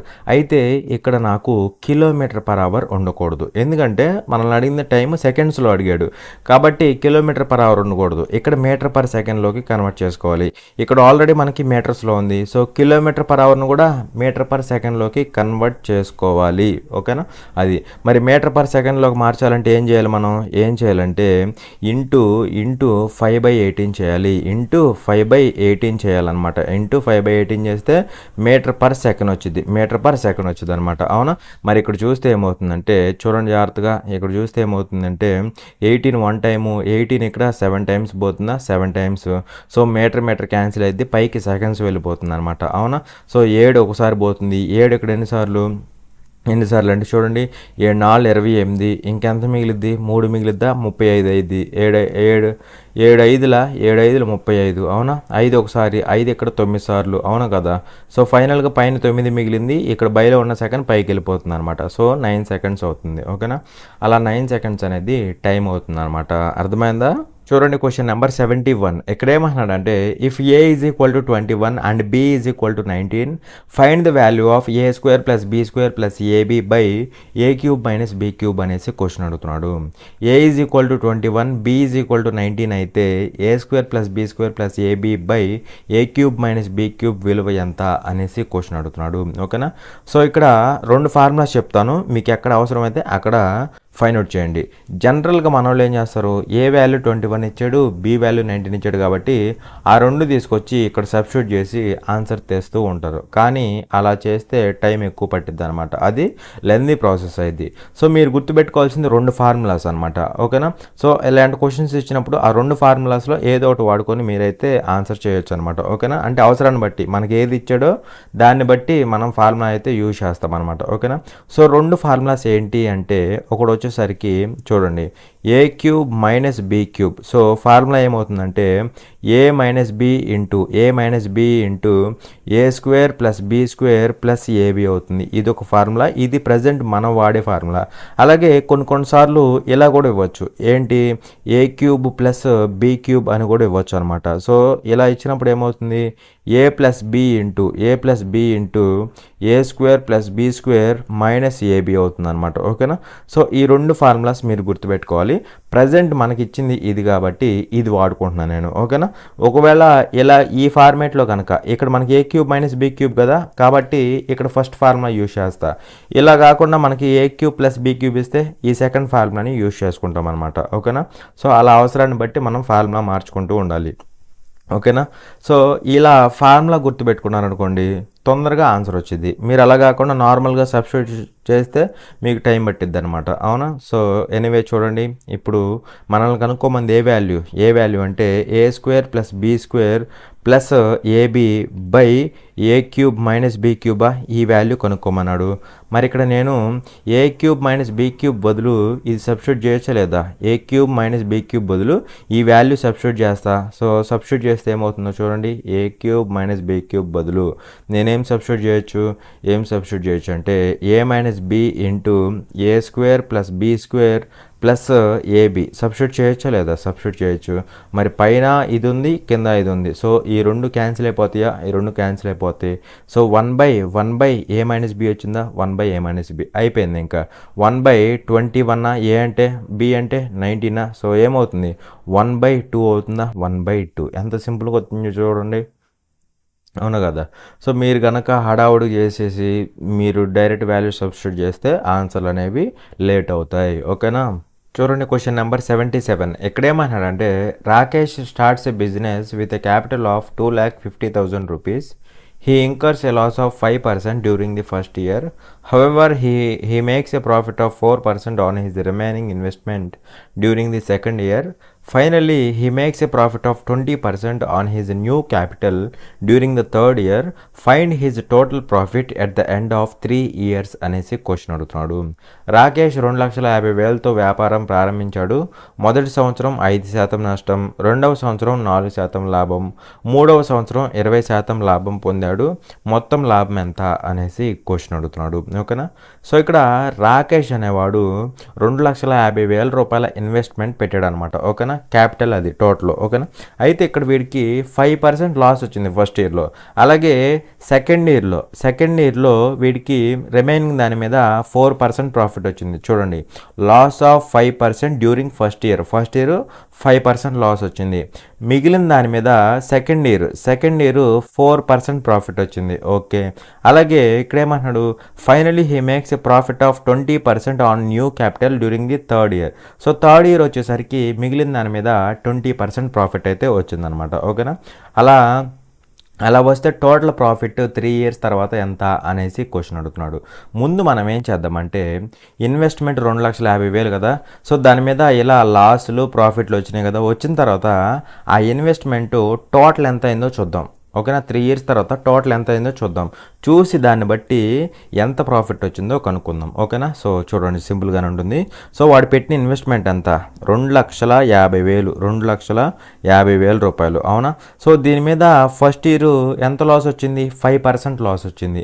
So 5% loss అన్నామంటే అదేమవుతుంది, 95% అవుతుంది. 95% అవుతుంది. ఎందుకంటే ఎప్పుడైనా గుర్తుపెట్టుకోండి, లాస్ అంటే మైనస్ చేస్తాం, ప్రాఫిట్ అంటే ప్లస్ చేస్తాం. దేనికి ప్లస్ చేస్తాం, దేనికి మైనస్ చేస్తాం, దేనికంటే 100%కి చేస్తాం అనమాట. 100%కి చేస్తాం. లాస్ 5% కదా, కాబట్టి -5% చేస్తాం. కాబట్టి 95% అవుతుంది. ఒకవేళ ప్రాఫిట్ అంటే ఏం చేస్తాం, ప్రాఫిట్ కాబట్టి ప్లస్ చేస్తాం. సో అప్పుడు ఏమైంది, 105% అయింది. అలా లాస్ అయితే 100లోంచి మైనస్ చేస్తాం, ప్రాఫిట్ అయితే 100కి ప్లస్ చేస్తాం అనమాట. అలా ఫైనల్ వాల్యూ వస్తుంది అనమాట. అర్థమైంది కదా. సో అలా ఇక్కడ మనకి 5% లాస్ కాబట్టి వాల్యూ ఏమవుతుంది, 95% అవుతుంది. ఎంత అవుతుంది, 95%. సో 95% అంటే 95/100. అర్థమైందా. నెక్స్ట్ దీని మీద ఇప్పుడు ఫస్ట్ ఇయర్ అయిపోయింది. నెక్స్ట్ ఏమైంది, ప్రాఫిట్ 4% ప్రాఫిట్ వచ్చింది. 4% ప్రాఫిట్ అంటే 104% అనమాట. ప్రాఫిట్ కదా, ప్లస్ చేయాలి. సో 104% వచ్చింది అనమాట. 104% అనమాట. ఓకేనా. ఆన్ ది రిమైనింగ్ ఇన్వెస్ట్మెంట్ అనమాట. లాస్ వచ్చిన తర్వాత ఇదే కదా రిమైనింగ్, దాని మీద 4% ప్రాఫిట్. అర్థమైంది కదా. నెక్స్ట్ థర్డ్ ఇయర్లో ఏమైంది, 20% ప్రాఫిట్ వచ్చింది. 20% ప్రాఫిట్ అంటే 120% కదా, 120% అనమాట. అలా ఫైనల్గా 3 ఇయర్స్కి ఇది టోటల్ అయ్యిద్ది అనమాట. 3 ఇయర్స్కి ఇది టోటల్ అయ్యిద్ది అనమాట. ఓకేనా. సో ఈ టోటల్ కనుక్కుందాం. దాని నుంచి మనం ఫైనల్గా ప్రాఫిట్ అయితే కనుక్కోవచ్చు అనమాట. ఓకేనా. సో ఇక్కడ చూస్తే ఏమవుతుందంటే చూడండి జాగ్రత్తగా, ఇక్కడ 5 ఇక్కడ ఎన్ని టైమ్స్, 19 టైమ్స్, 5 ఇక్కడ 20 టైమ్స్, 20 1 టైము, 20 ఇక్కడ 6 టైమ్స్ పోతుంది. అవునా. సో 4 zeros ఇక్కడ 4 zeros క్యాన్సిల్. అవునా కదా. అలాగే ఇక్కడ ఇంకేం చేయొచ్చు చూడండి, ఇంకేమన్నా చేయొచ్చు అంటే 25ని ఏం చేయొచ్చు, 25ని 100/4గా రాసుకుంటా. 100/4గా రాసుకుంటా. ఇంటూ 19 ఇంటూ 6 చేయండి. 19 ఇంటూ 6 చేస్తే ఏమైందో చెప్పండి. 19 ఇంటూ 6 చేస్తే 60 + 54 ఎంత అవుతుంది, 114 అవుతుందా. 114 ఇంటూ 104 అయిద్దా, ఇంటూ 104 అనమాట. అవునా కదా. సో ఇక్కడ చూస్తే 4 క్యాన్సిల్ అయిద్దా. 4 1 టైము, 4 ఇక్కడ ఎన్ని టైమ్స్, 4 రోళ్ళు 8, 4 6 24. అవునా కదా. సో అది మరి 114 ఇంటూ 26 చేయండి. 114 ఇంటూ 26 చేయండి. ఏమైందో చెప్పండి. 6 4 24, 2 క్యారీ, 6 1 6, 2 8, 6 1 6. అవునా కదా. 2 ఇంటూ 114 అంటే ఏమైంది, 228 అయిద్దా. 228. సో 4 16 1 ఇది 9. సో 2964 అయిద్దా. 2964 అయింది. 2964 ఈ వాల్యూ. ఇంటూ 100 కదా, సో ఇక్కడ 00 వచ్చింది అనమాట. అవునా, అంటే ఇక్కడ ఇదేమైంది, టోటల్ ఏమైంది, total is equal to total ఏమైందంటే మనకి 2,96,400. కానీ ఇనీషియల్గా వీడి పెట్టింది ఎంత అంటే 2,50,000 రూపాయలు ఇన్వెస్ట్మెంట్ చేశాడు, 2,50,000 ఇన్వెస్ట్మెంట్ చేశాడు. మరి ఇక్కడ ఇంత అయ్యింది కాబట్టి ప్రాఫిట్ ఎంత వచ్చిందంటే 2,96,400లోంచి 2,50,000 తీసేసాయి, అదే మనకి ప్రాఫిట్ అవుతుంది. సో ప్రాఫిట్ ఎంత అంటే ఎంత అవుతుంది, 46,400 రూపాయలు అనమాట, 46,400 రూపాయలు అనమాట. ఓకేనా, అలా 46,400 అయితే ప్రాఫిట్ వచ్చింది 3 years తర్వాత. ఓకేనా, చూడండి క్వశ్చన్ నెంబర్ 83. ఇక్కడ ఏమంటున్నాడంటే if the sum of lengths of 2 adjacent sides of a parallelogram is 12 cm, then the perimeter of the parallelogram is అనేసి క్వశ్చన్ అడుగుతున్నాడు. సమాంతర చతుర్భుజం యొక్క 2 పక్క భుజాల పొడవుల మొత్తం 12 సెంటీమీటర్లు అయితే చుట్టుకొలత ఎంత అనేసి క్వశ్చన్ అడుగుతున్నాడు. ఓకేనా, సో ఇక్కడ ఏమంటున్నాడు, ప్యారలలోగ్రామ్ అంటున్నాడు కదా, సో ఇది ప్యారలలోగ్రామ్ అనమాట. ఓకేనా, సో మనందరూ తెలిసిన ప్యారలలోగ్రామ్ కదా ఇది. అయితే ఇక్కడ వీడేమంటున్నాడు అంటే చూడండి, some of the lens of 2 adjacent sides of a parallelogram is 12 centimeters అన్నాడు. 2 adjacent sides అంటే పక్క భుజాలు అనమాట. అవునా, సో ఇదొక భుజము ఈ రెండు adjacent sides అవుతాయి అనమాట. అవునా, సో ఇది ఏ అనుకుంటున్నా, ఇది బి అనుకుంటున్నా. అవునా, సో ఈ రెండు adjacent sides అనమాట. అయితే ఈ రెండిటి యొక్క సమ్ ఇచ్చాడు, ఏ ప్లస్ బి ఎంత అంటే మనకి ఇచ్చింది 12 సెంటీమీటర్స్ ఇచ్చాడు అనమాట. ఎంత ఇచ్చాడు, 12 సెంటీమీటర్స్. మనల్ని ఏమడుతున్నాడు, ఈ ప్యారలలోగ్రామ్ యొక్క పెరిమీటర్ని, చుట్టుకొలతని కనుక్కోమంటున్నాడు. మరి పెరిమీటర్ అంటే ఏంటి, ఈ సైడ్స్ మొత్తాన్ని యాడ్ చేస్తే వచ్చేదే పెరిమీటరు. అవునా కదా, మరి ఇక్కడ చెప్పండి ప్యారలలోగ్రామ్లో ఎలా ఉంటుంది, ఆపోజిట్ సైడ్స్ ప్యారలల్గా ఉంటాయి, అదేవిధంగా ఈక్వల్గా ఉంటాయి. అవునా కదా, అదేవిధంగా ఈక్వల్గా కూడా ఉంటాయి అన్నమాట. అవునా, మరి ఇది ఏ అయితే ఇది కూడా ఏ అవుతుంది, ఇది బి అయితే ఇది కూడా బి అవుతుంది, అలా ఉంటాయి అన్నమాట. అవునా, మరి ఇక్కడ దీని పెరిమీటర్ అంటే ఏమవుతుంది, ఈ సైడ్స్ మొత్తాన్ని యాడ్ చేయండి, ఏమవుతుంది, 2a వచ్చింది, 2b వచ్చింది. సో టోటల్గా ఫైనల్గా మనకి ఏమొచ్చింది, 2 times of a plus b వచ్చింది.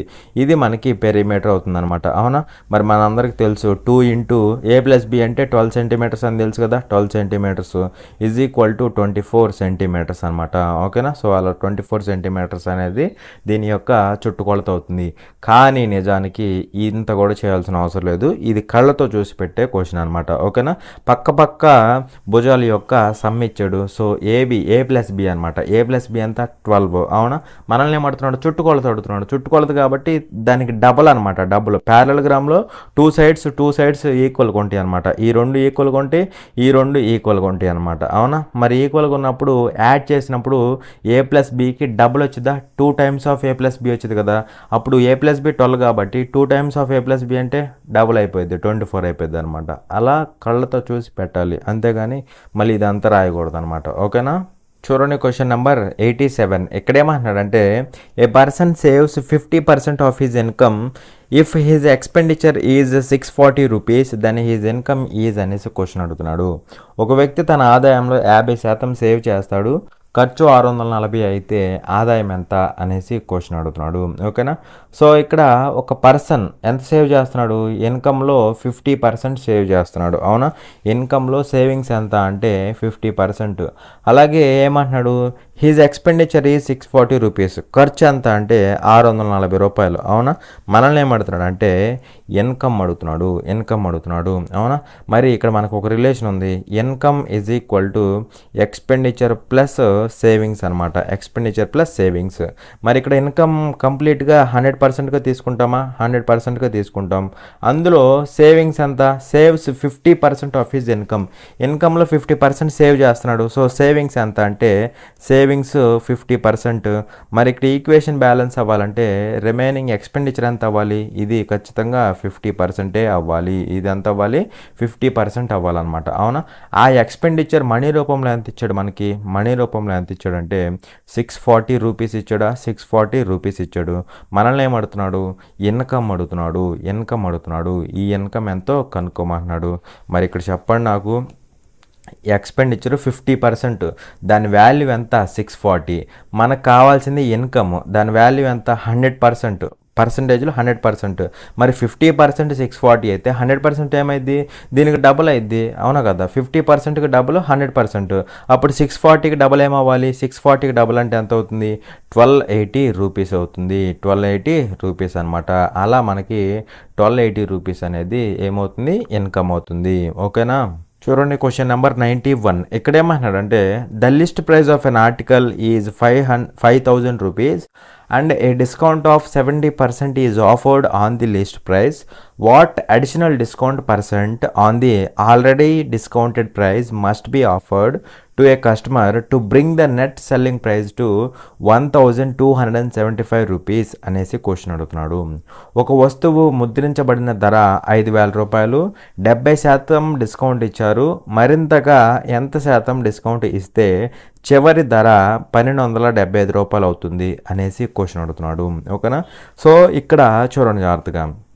ఇక్కడ ఒక ఆర్టికల్ ఉంది, దాని యొక్క మార్కెట్ ప్రైస్ ఎంత అంటే 5,000 రూపీస్ అనమాట. అవునా.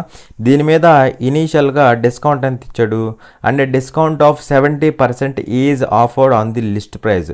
ఇది లిస్ట్ ప్రైస్ కదా, మార్కెట్ ప్రైస్ కదా. సో దీని మీద 70% డిస్కౌంట్ ఇచ్చాడు. మరి డిస్కౌంట్ తీసేస్తే మనకి సెల్లింగ్ ప్రైస్ వచ్చిందా, డిస్కౌంట్ 70%. సో సెల్లింగ్ ప్రైస్ ఏమైంది, అప్పుడు 70 తీసేస్తే 100లోంచి 30% అయింది అనమాట. సో 30% అనమాట. అర్థమైందా, 30%. అలాగే ఇక్కడ ఏమంటున్నాడు, what additional discount percent on the already discounted price must be offered to A customer to bring the net selling price to 1,275 అన్నాడు. సో ఇది ఆల్రెడీ డిస్కౌంట్ ఇచ్చేసిన తర్వాత ప్రైజ్ అనమాట ఇది. ఓకేనా. ఫస్ట్ డిస్కౌంట్ తీసేసిన తర్వాత ఇది ప్రైజు.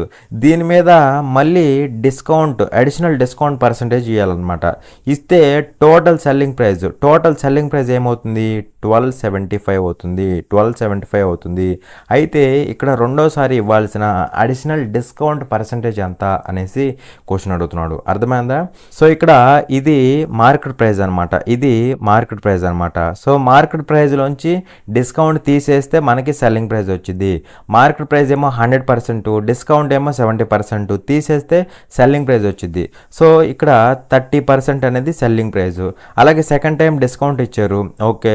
అలా 2 డిస్కౌంట్లు పోయిన తర్వాత ఫైనల్గా వచ్చే సెల్లింగ్ ప్రైస్ ఎంత, ఇది అనమాట. ఓకేనా. 2 డిస్కౌంట్లు పోయిన తర్వాత ఫైనల్ సెల్లింగ్ ప్రైస్ ఇది. అవునా. మనల్ని ఏమంటున్నాడు అంటే ఈ ఎక్స్ట్రాగా ఇచ్చిన డిస్కౌంట్ పర్సంటేజ్ ఎంత అనేసి కనుక్కోమన్నాడు. ఓకేనా. సో ఇక్కడ ఈ డిస్కౌంట్ పర్సంటేజ్ని మనం చాలా జాగ్రత్తగా ఫైండ్ అవుట్ చేయాలన్నమాట. మీకు ఆల్రెడీ డిస్కౌంట్స్ చాప్టర్లో చెప్పాను, ఒకసారి వెళ్ళి చెక్ చేయండి, ప్లేలిస్ట్లో అవైలబుల్గా ఉంటుంది కంప్లీట్ కాన్సెప్ట్ అనేది. ఓకేనా. సో అది అయితే ఇక్కడ ఏమవుతుందంటే చూడండి ఒకసారి. ఇక్కడ ఏమవుతుంది, 0 గెట్ క్యాన్సిల్డ్, ఇక్కడ 0 గెట్ క్యాన్సిల్డ్. అవునా. సో 3 1 టైము, 3 ఇక్కడ ఎన్ని టైమ్స్, 3 4s 325. అవునా కదా. సో 425. 5 ఇక్కడ 100 టైమ్స్ పోతుందా, 5 100 టైమ్స్ పోతుంది. 5 ఇక్కడ 85 టైమ్స్ పోతుందా, 85.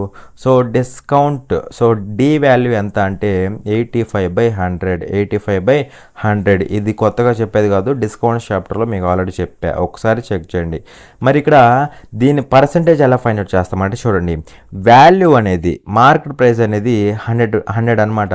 సో 100 ఉండాల్సిన దాన్ని ఎంతకు అమ్మారు, 85కి అమ్మారు. 85కి అమ్మారు అనమాట. అవునా. 100 ఉండాల్సిన దాన్ని 85కి అమ్మారు. అంటే డిస్కౌంట్ ఎంత వచ్చినట్టు అంటే 15 డిస్కౌంట్ వచ్చినట్టు. ఎంత మీద డిస్కౌంట్ వచ్చింది, 15. 100 మీద 15 డిస్కౌంట్ వచ్చింది. 100 మీద కాబట్టి బై 100, పర్సంటేజ్ కాబట్టి ఇంటూ 100 చేయాలన్నమాట. ఇంటూ 100 చేయాలి. అలా డిస్కౌంట్ పర్సంటేజ్ ఎంత అంటే 15%. డిస్కౌంట్ పర్సంటేజ్ ఎంత, 15% అనమాట. కానీ ఇదంతా చేయకుండా డైరెక్ట్గా కొట్టేసేయాలన్నమాట. ఓకేనా. డైరెక్ట్గా ఎలా కొడతారంటే ఇదేమో మార్కెట్ ప్రైజ్, ఇదేమో సెల్లింగ్ ప్రైజ్, ఇది సెల్లింగ్ ప్రైజ్. సో మరి మార్కెట్ ప్రైజ్లోంచి సెల్లింగ్ ప్రైస్ తీసేస్తే డిస్కౌంట్. అవునా. మార్కెట్ ప్రైస్ 100% అనుకో, సెల్లింగ్ ప్రైస్ 85% అనుకుంటే డిస్కౌంట్ పర్సంటేజ్ ఎంత అయింది అంటే డైరెక్ట్గా 15% అయిపోయిద్దా, 15% అయిపోద్ది అనమాట. అలా కొట్టేసేయాలి. ఓకేనా. చూడండి క్వశ్చన్ నెంబర్ 97. ఇక్కడ ఏమంటున్నాడంటే ద మోడ్ ఆఫ్ అనేసి కొంత డేటా ఇచ్చాడు అనమాట. సో ఈ డేటా యొక్క మోడ్ని, బాహుళకంని కనుక్కోమంటున్నాడు అనమాట. ఓకేనా. సో మోడ్ అంటే మీకు ఆల్రెడీ చెప్పా, ఎక్కువ టైమ్స్ ఏది రిపీట్ అయితే అది మనకి మోడ్ అవుతుంది. ఎక్కువ టైమ్స్ రిపీట్ అవ్వాలన్నమాట. ఎక్కువ టైమ్స్ రిపీట్ అయితే అదే మనకి మోడ్ అవుతుంది. సో ఇలాంటి వాటికి ఆప్షన్ వెరిఫికేషన్ చేసుకోవాలి. మీరు డైరెక్ట్గా డేటా నుంచి చేస్తా అంటే టైం ఎక్కువ పట్టిద్ది అనమాట. ఓకేనా, ప్రతిదాన్ని వెరిఫై చేసుకొని రాయాలి, అంతొద్దు. డైరెక్ట్గా ఆప్షన్ వెరిఫికేషన్ చేయండి. ఓకేనా. సో 7 అనే అబ్జర్వేషన్ తీసుకుంటున్నా, 7 తీసుకుంటున్నా. 7 ఎన్ని టైమ్స్ వచ్చిందో చూడు. ఇక్కడ 7 ఎన్ని టైమ్స్ వచ్చింది, 3 టైమ్స్ వచ్చిందా, సో 3 టైమ్స్. ఓకే, నెక్స్ట్ 4 కదా, సో 4 ఎన్ని టైమ్స్, 1 2, నెక్స్ట్ ఇక్కడెక్కడ 3 టైమ్స్ వచ్చిందా, సో ఇది కూడా 3 టైమ్స్ వచ్చింది. నెక్స్ట్ 6 ఎన్ని టైమ్స్, 2 3 4 సార్లు వచ్చిందా, సో 6 ఎన్ని టైమ్స్ వచ్చింది, 4 టైమ్స్ వచ్చింది. అవునా. నెక్స్ట్ 5 ఎన్ని టైమ్స్ వచ్చింది, ఇదిగో 1 2 సార్లు వచ్చిందా, సో 5 ఎన్ని టైమ్స్, 2 టైమ్స్ వచ్చింది. ఎక్కువ టైమ్స్ ఏది రిపీట్ అయింది మరి, 6 అనేది 4 టైమ్స్ రిపీట్ అయింది. 6 అనేది 4 టైమ్స్ రిపీట్ అయింది. సో ఎక్కువ టైమ్స్ 6 రిపీట్ అయింది కదా, కాబట్టి that will be the mode. ఓకేనా. సో అలా మనకి 6 అనేది మోడ్ అవుతుంది. ఓకేనా. సో ఎంతవరకు కాన్సెప్ట్ అనేది క్లియర్ అనుకుంటున్నాను. For more such free videos subscribe to our channel, like, share and comment. Thanks for watching. జై హింద్.